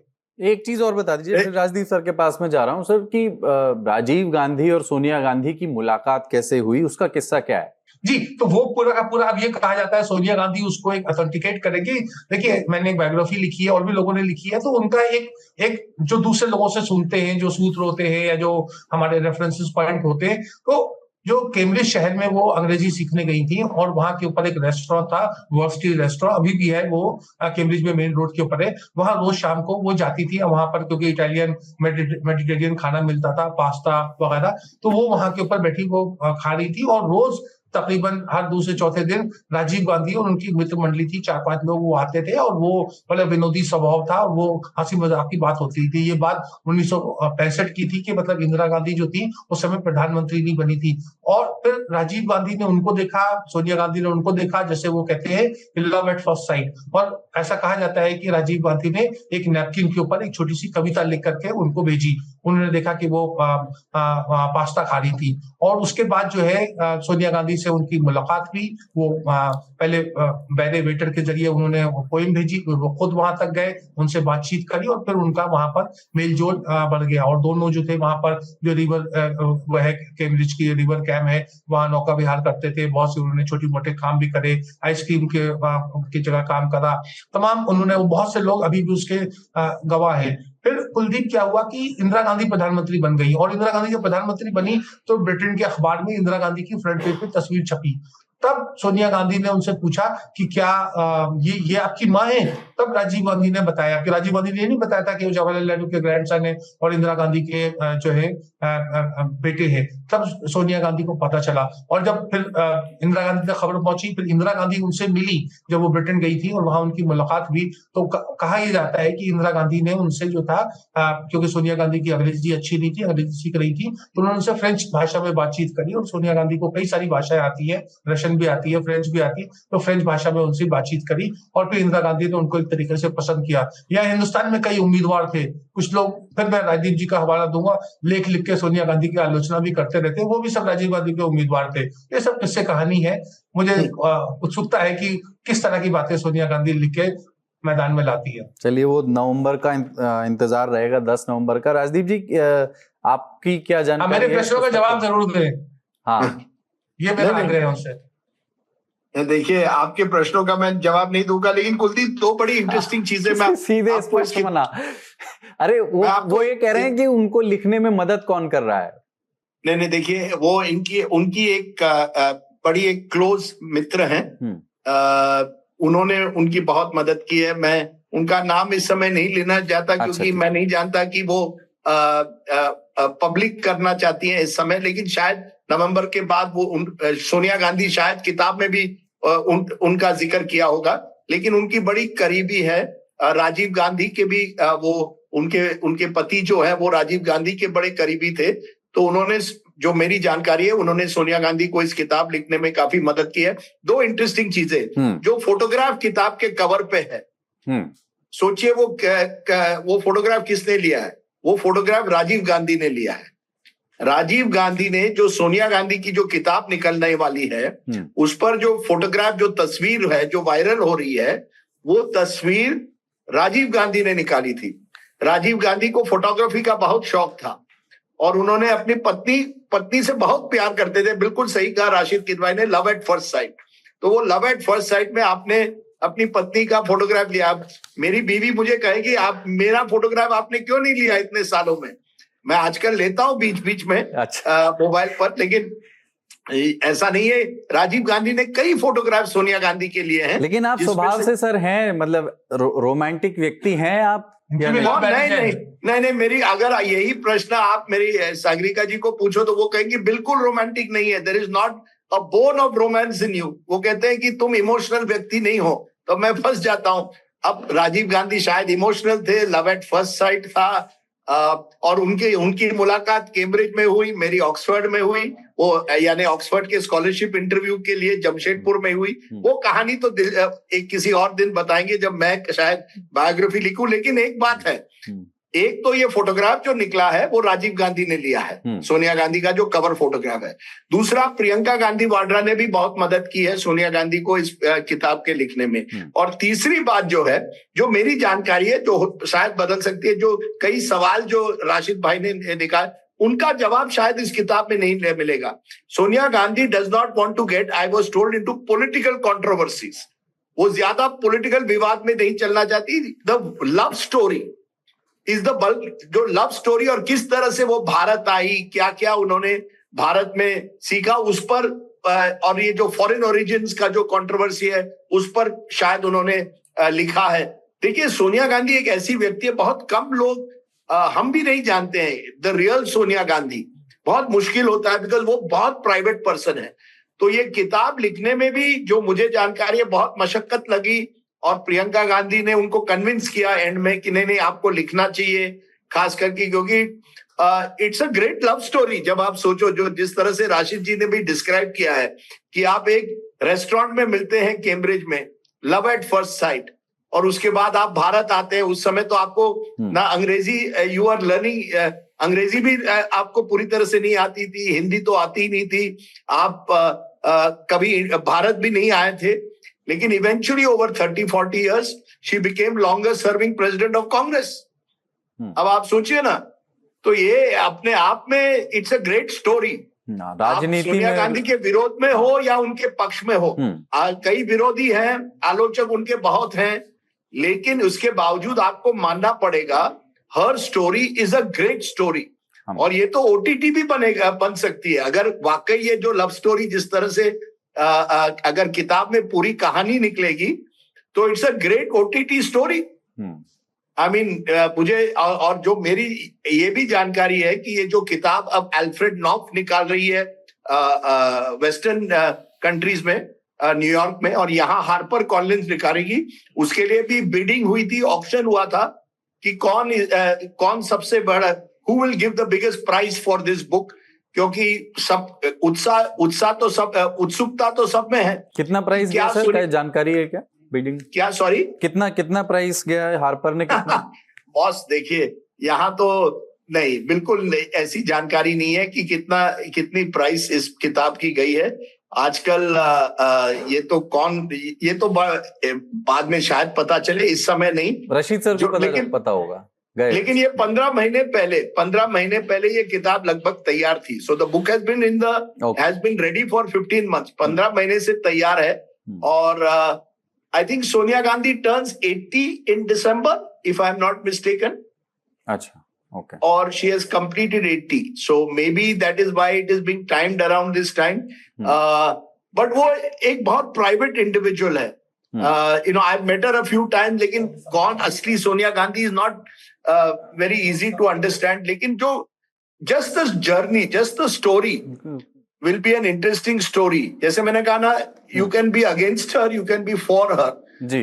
But just this journey is an incredible life story. I wish Rashid and me had been given the rights to write her biography. हम थोड़ा पैसा कमा लेते। तो भारत की राजनीति के अध्येता, आप किसी भी पक्ष में हो, पर अगर आप राजनीति के अध्येता हैं, उसका पठन पाठन में आपकी रुचि है, तो शायद ये किताब जो मोस्ट हॉट किताब होगी इस बार की। नहीं, सवाल ये है कुलदीप भाई कि राजनीति पर कितना लिखा है उन्होंने और अपने प्रेम पर कितना लिखा। हाँ, तो वो देखते हैं सर, वही कितने प्रश्नों के जवाब मिलते हैं और कितने नहीं। पर हाँ, Sonia Gandhi as a person के बारे में और ज्यादा जानने को मिलेगा। पर हिमांशु जी, एक चीज जो नितिन नवीन की नई टीम है, उस पर मैं वापस आ रहा हूँ कि उसको देख करके किसी एक इंक्लूजन पर या एक्सक्लूजन पर, किसी एक व्यक्ति की एंट्री पर या किसी एक व्यक्ति को बाहर किए जाने पर, किसी सबसे ज्यादा सरप्राइजिंग एलिमेंट आपको क्या लगा इस नई टीम में? वो राम माधव की वापसी थी, वो स्मृति ईरानी की वापसी थी, वो 5 महासचिवों को बाहर किया जाना था। सरप्राइजिंग सबसे क्या लगा आपको? देखिए, सरप्राइजिंग में अगर आप देखेंगे तो एक चीज जो है वो बहुत सरप्राइजिंग रही, जिसमें अनिल बलूनी फिर से मीडिया इंचार्ज। क्यों सरप्राइजिंग है ये? एक सेकंड सर जी। सर जवाब शुरू से एक फोन आ रहा है, पता नहीं क्या है। बलूनी साहब का आ रहा है? नहीं, हिमांशु को फोन आ गया। हिमांशु, प्रधानमंत्री कार्यालय आपको फोन कर रहा है कि आप तैयार रहिए, कल शेरवानी बनाकर स्वेरिंग इन सेरेमनी कल सुबह 8:30 बजे है। शेरवानी नहीं चलती सर, आइएगा, शेरवानी नया बनाइए। ये इस गवर्नमेंट में शेरवानी नहीं चलती सर। अब मैं ये भी कह देता हूँ, शेरवानी जो है वो आपने बता ही दिया कि नहीं चलती है, लेकिन वो बंद अचकन की बात कर सकते थे, लेकिन बंद गला लगाएगा। सर सुन लीजिए सर, एक दिन में नहीं बनता है। मेरे बन जाएगा, वो मुझ पर छोड़ दीजिए, आप अपना साइज बता दीजिए। मेरे को कभी ऐसा फोन ना आया है ना आएगा। ये मैं बहुत भली भांति जानता हूँ, तो मुझे आप बताइए सवाल का जवाब। सबसे सरप्राइजिंग क्या रहा? एक बलूनी का, अनिल बलूनी का नाम है, क्योंकि लंबे समय से मीडिया सेल के प्रमुख हैं। इस बार लगता था कि वो पदमुक्त होना भी चाहते थे, उन्होंने कई बार पार्टी आला कमान को बोला। क्योंकि आपने नाम लिया राम माधव के नाम पे मुझे अचंभा इसलिए नहीं हुआ क्योंकि राम माधव जब जम्मू कश्मीर के विधानसभा चुनाव थे तब उनको जिम्मेदारी दी गई थी कश्मीर की। उसके बाद जो है उन्हें ग्रेटर बेंगलोर का जो म्युनिसिपल कॉर्पोरेशन का चुनाव है उसमें भी उनको जिम्मेदारी दी गई, वहां का प्रभारी बनाया गया। तो इतना तय था कि राम माधव की वापसी होगी टीम में। हाँ, एक चीज बड़ी सरप्राइजिंग है कि कुछ समय पहले ये भी राम माधव के साथ चर्चा हुई है, क्योंकि सरकार ये चाहती है कि कुछ पॉलिटिकल लोगों का अपॉइंटमेंट जो है वो पड़ोसी देशों के अंदर को राजदूत यानी हाई कमिश्नर और मिनिस्टर बनाकर भेजा जाए। एक उसका उदाहरण हमने पहले भी देखा है, दिनेश त्रिवेदी। तो राम माधव के लिए ये था कि शायद उन्हें नेपाल में हाई कमिश्नर बनाकर, एम्बेसडर बनाकर भेजा जाए, लेकिन नहीं हुआ। तो ये जाहिर था कि वो पार्टी के अंदर उनको बड़ा पद मिलेगा, महासचिव या उपाध्यक्ष। तो उपाध्यक्ष बने हैं स्मृति ईरानी, क्योंकि स्मृति ईरानी एक ऐसा चेहरा है पार्टी का आज कि जब जब जरूरत पड़ती है पार्टी को, वो पार्टी के लिए लड़ाई लड़ती नजर आती हैं। सड़क पे हो, देखिए स्टार कैंपेनर के तौर पर हो, वो स्टार कैंपेनर रहती है, कहीं पे भी चुनाव हो, जब जब जरूरत पड़ती है तो पार्टी के मंच से आके प्रेस कॉन्फ्रेंस करती है और विपक्ष के सवालों का जवाब देती रही है। तो स्मृति ईरानी के नाम पे भी कोई बहुत बड़ी मुझे अचंभा ऐसा नहीं लगा। बहुत से लोग जो पार्टी को कवर करते हैं उनको भी नहीं हुआ होगा। 5 जो जनरल सेक्रेटरी बदले गए हैं उसकी भी एक सबको लगभग ये था कि नए आएंगे, क्योंकि नितिन नवीन की जो आयु है और वो युवा है, उनकी टीम में ज्यादातर युवाओं को मौका मिलेगा। और इसीलिए अगर आप देखेंगे तो 4 महासचिवों की छुट्टी हुई है और 2 महासचिवों को रिटेन किया गया है, विनोद तावड़े और सुनील बंसल। दोनों की काबिलियत है संगठन में, दोनों ने अपने आप को समय समय पर जो है वो प्रूव किया है, इसमें कोई दो राय नहीं है। सुनील बंसल के लिए कई बार पंकज जी बता चुके हैं, उत्तर प्रदेश से लेकर उड़ीसा, बंगाल, तेलंगाना, ये सारी जगहों पे उन्होंने अपना संगठन की दृष्टि से देखे तो उन्होंने अपना लोहा मनवाया है। बीएल संतोष को संगठन महासचिव के तौर पर बनाए रखने पर कोई सरप्राइज नहीं हुआ, क्योंकि बीएल संतोष संगठन महासचिव है, लंबे समय तक रह सकते हैं। मैं एक और उदाहरण दे देता हूं, क्योंकि ये वही पद है जिस पे प्रधानमंत्री नरेंद्र मोदी मतलब पहले रहे हैं, उसके पहले रामलाल जी। देखिए वो बड़ा इंटरेस्टिंग केस है। प्रधानमंत्री नरेंद्र मोदी से पहले गोविंदाचार्य थे, लंबे समय रहे, फिर प्रधानमंत्री रहे, फिर संजय जोशी रहे, और संजय जोशी की जब छुट्टी हुई, जिस तरीके के उनके ऊपर आरोप लगे और फिर उनको पार्टी महासचिव से इस्तीफा देना पड़ा और रामलाल जो है वो बने। देखिए 2006 में रामलाल जो है वो पार्टी के संगठन महामंत्री बनकर आए थे और 2019 के लोकसभा चुनाव के बाद वो पार्टी के संगठन मंत्री से इस्तीफा दिया था उन्होंने, मतलब कहकर कि अब वो इस जिम्मेदारी से मुक्त होना चाहते हैं और फिर वो संघ में वापस गए। बीएल संतोष तो 2019 में आए हैं, अभी 26 है। अगर संघ चाहे उनको बुला सकता है। एक बड़ा इंटरेस्टिंग केस और है, सुदान सिंह, जिनको पिछली बार पार्टी में ज्वाइंट जनरल सेक्रेटरी संगठन से हटाकर उपाध्यक्ष बनाया गया था और उन्हें पंजाब का प्रभार दिया गया था साथ। इस बार वापस इस बार वो फिर से ज्वाइंट जनरल सेक्रेटरी महामंत्री बने और वो छत्तीसगढ़ और राजस्थान पे उनका बहुत संगठनात्मक दृष्टि से उन्होंने बहुत काम किया हुआ है। उनको फिर से जो है ज्वाइंट जनरल सेक्रेटरी संगठन बनाया गया। शिव प्रकाश जो है दूसरे हैं जी। लेकिन एक बात बताइए, मतलब पंकज जी, सुनील बंसल के बारे में ये कहा जा रहा था कि हो सकता है, मतलब कुछ लोग ऐसा आकलन भी कर रहे थे कि या हो सकता है अगली बार कभी भारतीय जनता पार्टी में इस तरीके की नई टीम बनाई जाए तो बीएल संतोष के बाद उनके पद के लिए हो सकता है 5 साल बाद की बात हम बात कर रहे हैं, तो जो नेक्स्ट ऑर्गेनाइजेशन के लिए बेस्ट सूटेबल कैंडिडेट है जिसने रिजल्ट्स दिए हैं वो सुनील बंसल हैं। पृष्ठभूमि से भी आते हैं, संघ परिवार की, बीजेपी की ऑर्गेनाइजेशन को समझते हैं, बूथ लेवल तक काम करते हैं वगैरह वगैरह। लेकिन ये बताइए कि सुनील बंसल को उत्तर प्रदेश में चुनाव है, उत्तर प्रदेश की जिम्मेदारी क्यों नहीं दी गई? मतलब वहां विनोद तावड़े को क्यों लगाया गया, जबकि सुनील बंसल तो उत्तर प्रदेश में रह करके काम कर चुके हैं, एक एक जिला तहसील जानते हैं, एक एक विधानसभा का समीकरण समझते हैं। जब से वो फिर से राष्ट्रीय महामंत्री बनाए गए तो उसके बाद यूपी से ना नेताओं की फौज आ गई दिल्ली में कि सुनील जी को, भाई साहब को बधाई देना है मुझे। तो वो इस बार यूपी के नेताओं से मिलने से बच रहे हैं, जो बहुत उनके करीबी हैं उनसे वो मिलते हैं। मतलब यूपी में उनका परसेप्शन ये रहा सुनील बंसल को लेकर के, कार्यकर्ताओं का, नेताओं का, कि उनसे अगर आई कांटेक्ट हो जाता है तो 3 महीने के लिए हम ऊर्जा से संचरित हो जाते हैं, एनर्जाइज हो जाते हैं, ये कहा जाता है। अब आप कहेंगे कि विनोद तावड़े को बनाया गया है यूपी का प्रभारी, सुनील बंसल को नहीं, और बहुत लंबे समय से काम करते रहे, राष्ट्रीय महामंत्री होने के नाते उनको प्रभार मिल सकता है। यहाँ सबसे बड़ा कैच पॉइंट ये है कि जो दिल्ली का भी हो और जो लखनऊ का भी हो, योगी आदित्यनाथ से भी अच्छी संबंध पट्टी हो। और तावड़े जी पिछले साल भर से काम कर रहे हैं। यूपी बीजेपी में कौन अध्यक्ष होगा तो वो मंडावली करने के लिए, मंडावली मतलब कई लोगों से बातचीत करने के लिए उन्हीं को भेजा गया।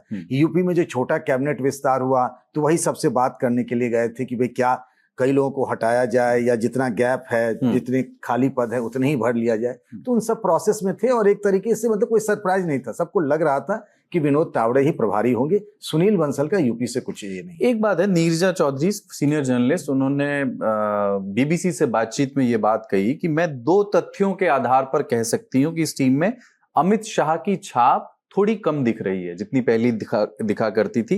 पीयूष गोयल अमित शाह के करीबी हैं, अगर वो वित्त मंत्री बनते तो हम ये कहते कि अमित शाह की चलिए, वैसे अभी कैबिनेट रिशफल आना है, हिमांशु जी कह रहे हैं हो सकता है दोनों पद वो संभाल सकती, ये भी एक पॉसिबिलिटी है।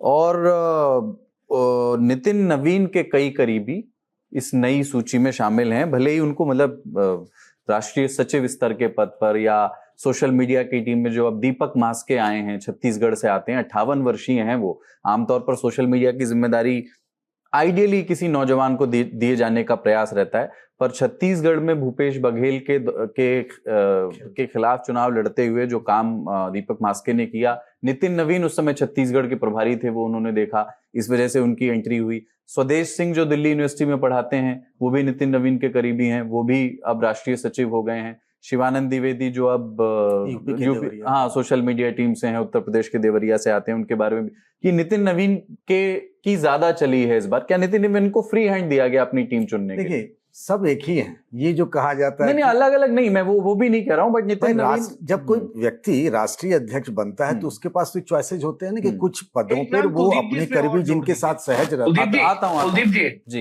एक नाम जोड़ दीजिए, शिवेश कुमार, जो एससी मोर्चा के अध्यक्ष। जी, कुछ लोग टीम में तो ऐसे होते ही हैं, चाहे वो जेपी नड्डा हो या इससे पहले अमित शाह भी हो। जैसे सुनील बंसल को कैसे लेके आए वो यूपी में, कोई बहुत ज्यादा लोग उनको जानते नहीं थे। तो जो आप जिन नामों की चर्चा किए कि स्वदेश सिंह जो उनके साथ काम कर चुके, शिवेश राम, बाकी लोग भी हैं, तो बीजेपी के राष्ट्रीय अध्यक्ष होने के नाते कुछ पदों पर उनकी चलेगी भाई, वो अपनी चॉइस के होंगे। और सारे लोग, चाहे वो अमित शाह हो, प्रधानमंत्री नरेंद्र मोदी हो या नितिन नवीन हो, सबकी चॉइस मिली जुली होती है। लेकिन एक जो नाम मैं जो कह रहे थे ना हिमांशु जी की, सरप्राइजिंग एलिमेंट क्या हुआ, कोई सरप्राइजिंग एलिमेंट नहीं था, लेकिन एक नाम का जिक्र करना चाहूंगा, वो है वसुंधरा राजे सिंधिया। भाई हैं राष्ट्रीय उपाध्यक्ष, उनके पास कोई बहुत ज्यादा काम उपाध्यक्ष की कुर्सी को, लेकिन पंकज जी वो पहले से उपाध्यक्ष है। हाँ, मैं वही कह रहा हूँ, लेकिन वो इस बार भी उपाध्यक्ष नहीं, मैं ये कह रहा हूँ कि मतलब वो बनी रही, अमित शाह जी की टीम में भी थी, जेपी नड्डा जी की भी टीम में थी, नितिन नवीन की भी टीम में भी है।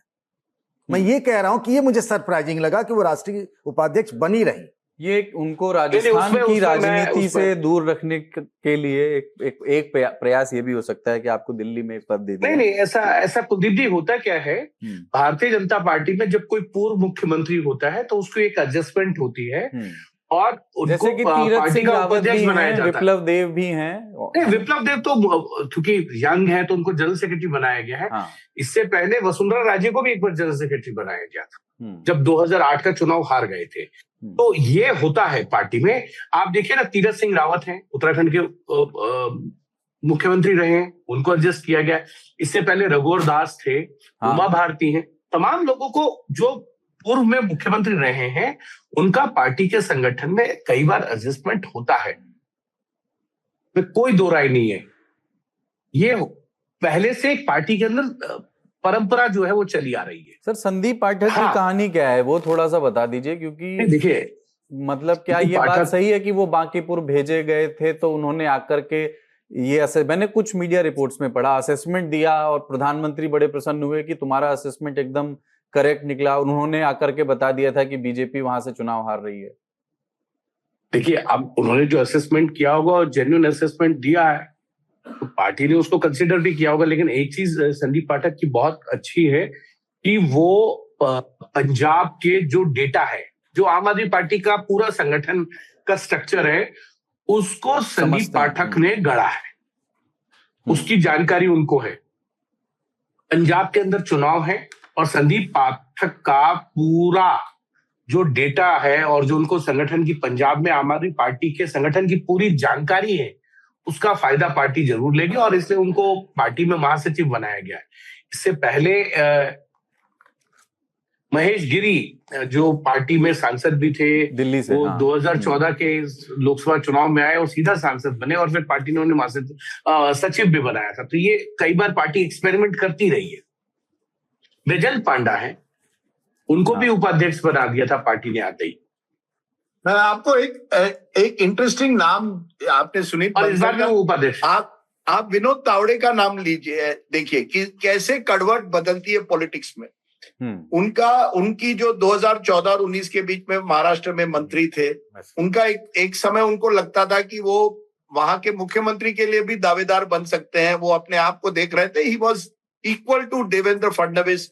उन पर कई आरोप लगे जब वो वहां शिक्षा मंत्री थे, उनके विरोधियों ने कई आरोप उन पर लगाया। 2019 में उनको बोरीवली की सीट भी नहीं मिली, वो चुनाव भी नहीं लड़ पाए, उनको इतने किनारे किया गया था। और मुझे याद है वो बहुत डिप्रेस थे, क्योंकि उनको लगा कि अब उनके राजनीतिक करियर में होगा क्या।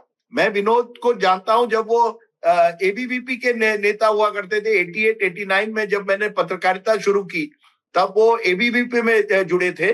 और विनोद तावड़े को महाराष्ट्र जब 2019 में टिकट नहीं मिली तो वो बिल्कुल हाशिए पर पड़ गए थे। अब 7 साल बाद देखिए सर वो बिहार के इंचार्ज थे जहां चुनाव पार्टी जीती। अब उनको उत्तर प्रदेश का दायित्व दिया गया है, राज्यसभा के एमपी तो बन गए हैं।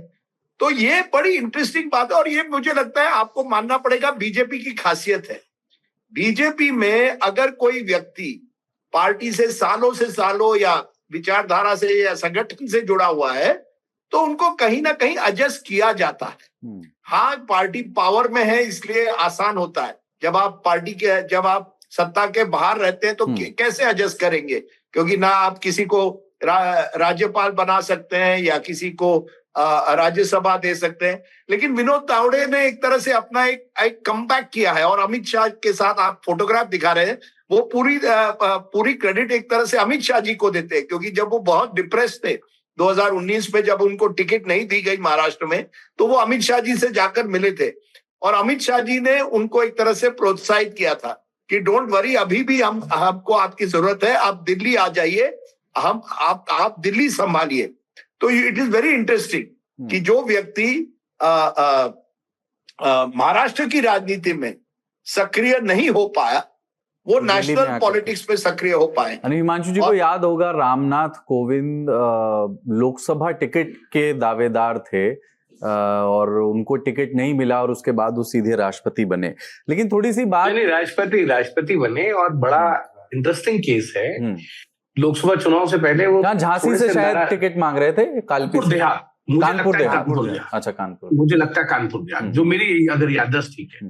पंकज जी और ठीक कर देंगे, क्योंकि पंकज जी आप एकदम सदैव सही है। नहीं ऐसा नहीं होता है सर।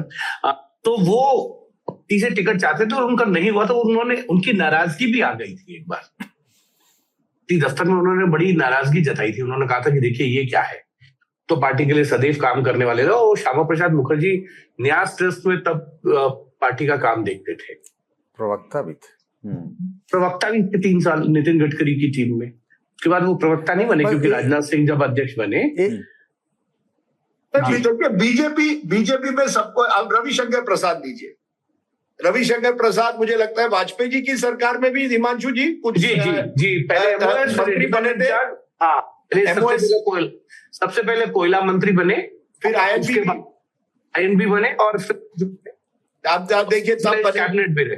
फिर मोदी जी की सरकार में कई मंत्रालय उन्होंने संभाले, कानून मंत्रालय भी संभाला। अचानक उनको एक तरह से ड्रॉप किया गया, कुछ साल पहले उनको ड्रॉप किया गया 2024 के चुनाव के पहले, मुझे लगता है 2022, 6.5 साल मंत्री रहने के बाद 2021 या 22 में उनको ड्रॉप किया गया। अब क्या होता है, जब भी राहुल गांधी कुछ कहते हैं, आज की तारीख फ्राइडे को भी जब राहुल गांधी धरने पर जाते, क्या होता है, रविशंकर प्रसाद को कहा जाता है आप वहां जाकर एक तरह से स्पोक्स पर्सन या बीजेपी का उत्तर दे दीजिए। आप जो एक बात कह रहे थे ना विनोद तावड़े जी को लेकर के, जी, उसके पीछे में ना एक बिहार से ताल्लुक रखते हैं, बीजेपी के सीनियर लीडर हैं, तो उन्होंने कहा कि बीजेपी का जो हाईकमान है ना, वो एक काम करता है, खेल करता है। वो उसका फिलॉसफी ये है कि जब 2 लड्डू लड़ेगा तो बूंदिया झड़ेगा, ये कहावत है बिहार में। तो जैसे तावड़े जी, एक तरफ देवेंद्र फडणवीस जी, जैसे यूपी में योगी जी, फिर दूसरे 2 डिप्टी सीएम, ऐसे ही मोहन यादव, कैलाश विजयवर्गीय, सब जगह ना ये वाली थ्योरी लगाई जाती है और सबको एक लड्डू को दिल्ली ले आया जाता है, अनीज पे रखा जाता है। ये उन्होंने एक कहानी बताई। नहीं पंकज जी, कांग्रेस में उसका विपरीत होता है। कांग्रेस में लड्डू लड़ाया जाता है। नहीं, देखिए कांग्रेस में मैं तो आश्चर्य कभी कभी होते हैं कि जो व्यक्ति लगातार एक चुनाव के बाद चुनाव हारते हैं एज स्टेट इंचार्ज, यानी किसी राज्य के इंचार्ज हो या जनरल सेक्रेटरी, उनको कभी किनारे नहीं किया जाता है और वो एक तरह से उसी पद में रहते हैं। बीजेपी में there is a constant process कि एक दिन आप इस पद में रहेंगे, दूसरे दिन, जैसे मैंने कहा, रविशंकर प्रसाद मंत्री भी रहे, अब वो एक तरह से बीजेपी के प्राइम स्पोक्स पर एंटी राहुल स्पोक्स पर्सन अगर आप कहें तो वो रविशंकर जी हैं, एक जमाने में संबित पात्रा थे, एक जमाने में स्मृति ईरानी थी। तो आपको एक ऑलराउंडर का रोल लेना पड़ता है बीजेपी में, सब रोल्स, और आपको तैयार होना पड़ता है कि आपके ऊपर पार्टी है। कांग्रेस में क्या हुआ है कि कांग्रेस में एक बार आप वो जो चार्म्ड सर्कल है, एक सर्कल होता है, उसके अगर आप बाहर पड़ जाए तो आपका क्या होगा कोई नहीं जानता है। अब आप कमलनाथ का उदाहरण दीजिए, कुछ साल पहले मुख्यमंत्री थे, 2023 के चुनाव में कांग्रेस के चेहरे थे, अब कहां है कमलनाथ जी। तो कांग्रेस में या तो आप उसी पद पर सालों पर रहते हैं, बगैर, अगर आप हारते हैं जीतते हैं कुछ फर्क नहीं पड़ता है, और या तो आप ऐसे किनारे पर चले जाते हैं कि आपका कमबैक होना बिल्कुल नामुमकिन लगभग हो जाता है। तो there is this internal organisation that BJP has, ये जो संगठन की मजबूती है वो इसी वजह से आती है क्योंकि आपके पास ऐसे कई व्यक्ति हैं जिन्होंने कई अनेक रोल्स अदा किए हैं, और उनको कहा जाता है अगर आप उस रोल में आपने यश पाया तो आपको आगे बढ़ाया जाएगा। भले ही आपको महाराष्ट्र में यश नहीं मिला, आपको राष्ट्रीय स्तर पर यश मिल सकता है। I am giving you the example of Vinod Tawde. उस तरह के लोग ये सत्ता में ही रहते हुए बहुत कम है। हाँ, सत्ता में ही संभव है, ये विपक्ष में संभव भी नहीं है। लेकिन राजनीति की एक चीज, वो वंदे मातरम वाली बात रह गई थोड़ा सा, और कि क्या वंदे मातरम वाला जो मसला है उस पर सेल्फ गोल कांग्रेस ने कर दिया। उस दिन वीडियो में जो दिखा, जो बाद में सफाई आई, उसको भी छोड़ दीजिए। सोनिया गांधी ऐसा लगता है कि रुकने के लिए कह रही हैं, बाद में जयराम रमेश ने कहा नहीं वो तो कुर्सी मंगा रही थी। वो वीडियो को भारतीय जनता पार्टी ने इस तरीके से पेश किया, ये कहते हुए कहा, हो सकता है उनका आरोप सही भी हो, कि वो रुकने राष्ट्रगीत को रोकने के लिए 2 अंतरों के बाद रोकने के लिए कह रही थी। लेकिन उसके बाद CWC की मीटिंग होती है और उस मीटिंग के बाद कांग्रेस की ओर से फिर से दोहराया जाता है कि हम 2 अंतरे ही गाएंगे। ये उस विवाद को और बड़ा करने जैसा हो गया, नहीं? बिल्कुल, ये तो बिल्कुल सेल्फ गोल था। ये तो बिल्कुल कांग्रेस का सेल्फ गोल था। आप सोचिए ना, उसी दिन या उस कर्नाटक में, या 15 अगस्त को कर्नाटक में, तेलंगाना में, जहां कांग्रेस की सरकारें हैं, हिमाचल में, वहां तो पूरा राष्ट्रगीत गाया गया ना, पूरे स्टैंडर्ड। ऐसा नहीं था वहां कि कोई रिस्ट्रिक्शंस थे कि केवल 2 स्टैंडर्ड गाए जाएंगे, पर केवल जो कांग्रेस के दफ्तर पर मीटिंग हुई वहां ये पूरा मामला चला। और ये दर्शाता है कितना बड़ा कम्युनिकेशन गैप है। या तो आप एक बात पर, अब आपके हर मुख्यमंत्री को कहते, केरल में तो वो भी नहीं हुआ, वंदे मातरम गाया ही नहीं गया वहां। या तो आप डिसाइड करिए, अगर कांग्रेस पहले से डिसाइड करती, नहीं, वो तो 1937 का रेजोल्यूशन है सर, वो जो उस समय नहीं वो तो बाद में। सर देखिए, ये जयराम रमेश जी ने हमें इतिहास बताया, जो सब जानते हैं। पार्लियामेंट में कि जब वंदे मातरम पर बहस हुई थी, वो उस पर कई लोगों ने बात की कि महात्मा गांधी हो या रविंद्रनाथ टैगोर हो, नेताजी हो, सब सहमत थे कि केवल 2 स्टैंजा गाए जाएंगे। लेकिन अब हम 2026 में हैं, इस पर पूरा बिल इसी मॉनसून सत्र में पास किया गया। तब कांग्रेस ने उस पर बहस नहीं की, क्योंकि तब आप पार्लियामेंट को चुप्पी बना करके रखी उस पर। हाँ। नहीं, सवाल ये है कुलदीप कि अगर आपने तय किया था कि हम केवल 2 स्टैंजा गाएंगे, तो फिर आपने अपने तेलंगाना और कर्नाटक और हिमाचल के मुख्यमंत्री को ये क्यों नहीं कहा? यही तो बड़ी कम्युनिकेशन गैप है। और वहां जो मनीष जी, जो वहां एक कोई मनीष जी हैं जो कांग्रेस दफ्तर संभालते हैं, या अन्य जो लोग जो कांग्रेस दफ्तर यहाँ दिल्ली में इंदिरा भवन संभालते हैं, उनको आपने क्यों नहीं बताया कि आप केवल 2 स्टैंजा करेंगे? तो ये तो आपकी कंफ्यूजन हो गई। और बीजेपी ने बिल्कुल ये जो फुल टॉस आपने दिया उसको मार दिया। और बीजेपी चाहती है कि नैरेटिव बदला। देखिए, बीजेपी इस समय, आप माने या ना माने, मोदी सरकार बैकफुट पर है जेन जी के एजिटेशन के बाद। लेकिन जैसे ही आप कोई उनको फुल टॉस दे, वो उसे मारने की कोशिश करेगी। और ये पूरा वंदे मातरम का, क्योंकि फिर बीजेपी को मौका मिलता है कहने के नहीं ये मुस्लिम अपीसमेंट है। बीजेपी को कोई 1937 रेजोल्यूशन पर चर्चा नहीं करनी है, उनको बस ये दिखाना है कि कांग्रेस जो है वो मुस्लिम अपीसमेंट कर रही है। तो कांग्रेस अगर पहले दिन से कहती कि हमारा स्टैंड स्पष्ट है, कि हम वही करेंगे जो हमारे महात्मा गांधी जी और रविंद्रनाथ टैगोर जी और अन्य लोगों ने 37 में कहा था, तो बात अलग होती। पर आपने अपने ही मुख्यमंत्रियों को एक तरह से ये बात नहीं बताई कि आपकी पार्टी का स्टैंड क्या है। ये मुझे लगता है बिल्कुल जो एक तरह से कांग्रेस की विफलता मानिए या लैक ऑफ कोऑर्डिनेशन मानिए। और जयराम रमेश ने बाद में डैमेज कंट्रोल करने की कोशिश की, लेकिन तब तक तो डैमेज तो हो गया था। मल्लिकार्जुन खड़गे जी ने भी डैमेज कंट्रोल करने की कोशिश की। जब मैंने उनसे बात की, उन्होंने कहा नहीं, वो कह रही थी कि आप ज्यादा समय इस तरह से आपको कुर्सी की जरूरत है, आपकी तबीयत ठीक नहीं है। लेकिन जो एक्सचेंज लगता है उससे कहीं ना कहीं Congress was put on the back foot. जो वीडियो निकला और बीजेपी ने उसका पूरा मौके पर चौका लगाने की कोशिश की। हालांकि मैं मानता हूं पिच बदल गई है। आप मौके पर चौका मारिए, वंदे मातरम पर कांग्रेस को बैकफुट पर रखिए, लेकिन पिच बॉस थोड़ी बदली नजर आती है। ये ज्यादा दिन ये सब इस तरह के विवाद अब लोग उसमें रुचि नहीं रखते हैं।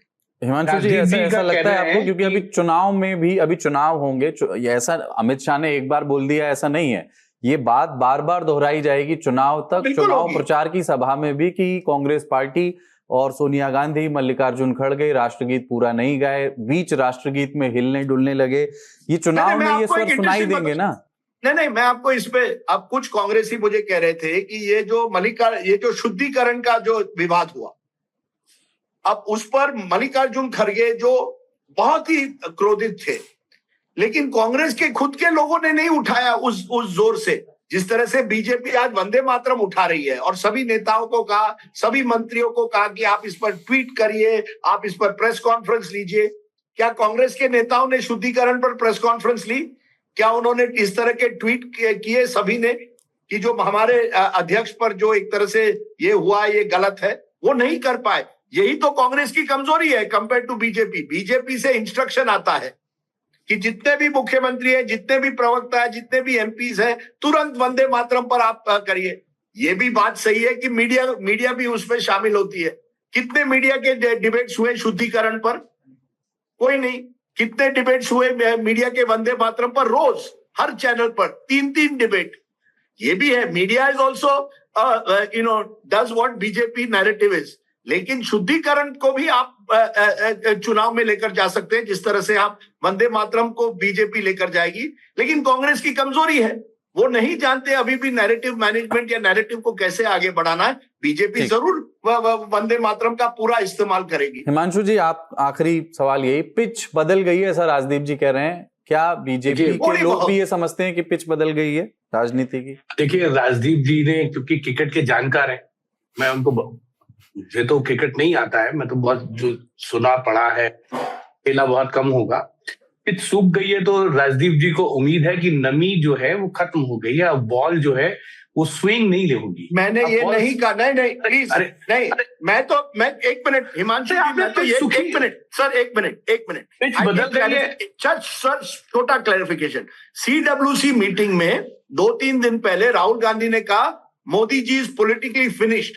एक नेता ने मुझे बताया ये कहा। मैंने कहा आप लोग पागल हो? इकोनॉमिक कि आपको लगता है कि मोदी जी ऐसे फिनिश होंगे? ये तो स्टेज, ये मैंने नहीं कहा। मैंने कहा पिच बदल रही है। इसका मतलब नहीं है कि पिच कांग्रेस की पिच हो गई है, बिल्कुल नहीं। मैंने ये बिल्कुल ही नहीं कहा सर। मैंने नमी कहा, पिच पे नमी का अर्थ कांग्रेस कैसे है? 5-डे टेस्ट जब होता है, बॉल तीसरे दिन, पहले दिन बड़ी अच्छी स्विंग होती है, पेस बॉलर ज्यादा विकेट निकालते हैं। दूसरे और तीसरे दिन से जो है बॉल पिच सूख जाती है तो बॉल टर्न करने लगती है। मैंने ये कहा। अब आप कह रहे हैं कि स्पिनर्स को मदद मिलेगी। आपने कहा और मैं उस पर एक लाइन बोले, मैंने कुछ भी नहीं कहा सर। आप इतना इतने क्यों? नहीं, क्योंकि मैंने ये नहीं कहा कि पिच बदल गई है, पिच बदल रही है। आपने कहा, मैंने भी ये कहा कि पिच बदल रही है। आपका कहना है कि पेस बॉल से ज्यादा स्पिन भी काम करती है। बिल्कुल, मैंने इस पे तो कुछ कहा ही नहीं सर। मैंने ये कहा कि पिच बदल सकती है, लेकिन जब तक आप अपना संगठन मजबूत नहीं करेंगे, आप उस पिच पर विकेट नहीं ले पाएंगे। नहीं, वो ठीक है सर, पर क्या हिंदुस्तान की राजनीति में, फर्ज करें कि उत्तर प्रदेश की राजनीति में धर्म का मुद्दा, जाति का मुद्दा, ये मुद्दे आपको लगता है कभी भी आउटडेट हो सकते हैं? ये किसी भी मुद्दे को सुपरसीड कर सकते हैं? देखिए कई बार होता है कि आउटडेट हो जाते हैं। 2017 का जो विधानसभा चुनाव था वो जाति से ऊपर उठकर जो है वो चुनाव चला गया। 2014 का लोकसभा चुनाव भी जो है वो जाति से ऊपर उठ के गया। लेकिन 2022 के परिणाम आए, समाजवादी पार्टी ने थोड़ा सा रिकवर किया, अच्छा प्रदर्शन किया। भारतीय जनता पार्टी की पिच में जो है नमी बरकरार थी तब तक। मैं राजीव जी के शब्दों को थोड़ा ले लेता हूं। और दूसरा, क्योंकि जाति धर्म ये राजनीति में जब जब मौका होता है पॉलिटिकल पार्टीज इसका इस्तेमाल करती, वो भारतीय जनता पार्टी हो, कांग्रेस हो, समाजवादी पार्टी हो, कोई भी राजनीतिक दल हो, अपने अपने हिसाब से इस परिस्थितियों को देखते हुए किया जाता है। हमने, क्योंकि वंदे मातरम की हम बात कर रहे हैं, राजदीप जी ने भी कहा कि कांग्रेस में कम्युनिकेशन गैप था। और आप देखिए दूसरी तरफ जिस दिन ये घटना हुई 15 अगस्त को, सबसे पहले मोर्चा गृह मंत्री अमित शाह ने, उन्होंने सीधा टारगेट की कि सोनिया गांधी को माफी मांगनी होगी देश से। उन्होंने वंदे मातरम का अपमान। जब कांग्रेस के CWC में ये प्रस्ताव पास हुआ कि हम 2 ही छंद गाएंगे 6 छंद की जगह, क्योंकि 1937 में ये प्रस्ताव पास किया गया था रविन्द्रनाथ टैगोर जी की अध्यक्षता में के सुझाव के बाद। आप सोचिए के बाद भी गृह मंत्री अमित शाह ने मोर्चा संभाला, उसके बाद तमाम मंत्रियों ने। भारतीय जनता पार्टी इस मौके को किसी भी तरीके से गंवाना नहीं चाहेगी। सही कहा है राजदीप जी ने, बॉल फुल टॉस देंगे तो 6 पड़ेगा। एक जिम्बाब्वे के बॉलर होते थे एंडो ब्रिंडेस, अरे वो बॉल को हवा तो में स्विंग कर देते थे फुल टॉस। अरे वाह, वो बॉल को हवा में स्विंग करा देते थे फुल टॉस बॉल को और बोल्ड कर देते थे। एक और बॉलर होते थे साउथ अफ्रीका के ब्रेन मैकमिलन, शायद मुझे अगर सही से नाम ध्यान है। तो ये होता है, जब तक आप सही चीजें कम्युनिकेट नहीं करेंगे, आप मुद्दे के जड़ तक नहीं जाएंगे, आपको लगेगा कि नैरेटिव हमको बनाना है। ये बहुत अच्छा नैरेटिव कांग्रेस ने बनाया था लोकसभा के अंदर, लेकिन भारतीय जनता पार्टी को जब मौका मिला झारखंड के बाद, उन्होंने उस नैरेटिव को तोड़ने की कोशिश की थी विपक्ष की। इसमें कोई वो नहीं है, हर आदमी अपने अपने हिसाब से अपनी अपनी राजनीतिक टीके देखते हुए नैरेटिव्स को बिल्ड करते हैं, और हर एक की पिच होती है। सही में धर्म और जातिगत राजनीति में कई बार भारतीय जनता पार्टी पिछले 1 दशक से ज्यादा समय से विपक्ष के ऊपर भारी पड़ा है। चलिए आने वाले कुछ ये हफ्तों फुल टॉस में की बात, अब सवाल उठता है कुलदीप जी की दूसरा कौन डालेगा? हिमांशु जी डालेंगे, पंकज जी डालेंगे, कौन? क्योंकि क्रिकेट में दूसरा भी होता है ना, बॉल एक तरफ जा रहा है, बॉल चला जाता है लास्ट मिनट दूसरी तरफ। अब कौन है वो सकलेन, मुश्ताक या जो भी है, हरभजन सिंह कहिए, जो दूसरा डालेगा? जब हमको लगता है दूसरे का एक्सपर्ट एक ही है, मुरलीधरन। दूसरे का एक्सपर्ट मुरलीधरन है, पर मुरलीधरन की एक्शन जो थी वो थोड़ी कम करते थे वो। दूसरे क्या है ना, नहीं क्या हिमांशु जी की तरफ अगर हम देखें तो साम दाम दंड भेद सब ठीक है पॉलिटिक्स में, तो दूसरा है सर। हाँ ऐसा ही है, वही है, पॉलिटिक्स यही है सर। अच्छा चलिए पॉलिटिक्स में। अच्छा मैं आपको एक और चीज बता दूं, आपने कहा कि साम दाम दंड, ये जब जो सत्ता में होगा वो यही होगा, वही दूसरा चाहे वो बीजेपी हो चाहे वो कांग्रेस हो, दूसरा। या एक भाषण बता देता हूं आपको, प्रमोद महाजन का भाषण है 96 के 10 वोट के बाद, 13 दिन की सरकार के बाद।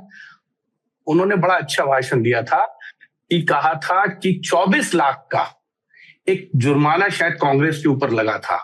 उन्होंने कहा था कि बताइए जो बाहर से समर्थन दे रहे हैं वो जो है उन पे सवाल हो रहा है, उनसे इनकम टैक्स की रेड हो रही है, और सवाल पूछो तो कहते हैं लॉ एंड कोर्स। तो ये चीज है सर, सत्ता में जो रहेगा वो अपने हिसाब से चीजों को एडजस्ट करेगा और उसका उपयोग करेगा। क्रिकेट दंड भेद बना ही इसीलिए है। क्रिकेट में बहुत सारी नई टर्मिनोलॉजीज आ गई। एक डगलस मेरिलियर करके जिम्बाब्वे के गेंदबाज थे वो प्राइमरीली, और भारत वो मैच जीत रहा था। जहीर खान लगातार यॉर्कर फेंक रहे थे उस मैच में, और डगलस मेरिलियर ने वो स्कूप शॉट लगातार मार रहे थे पीछे, वो सामने खेल ही नहीं रहे थे।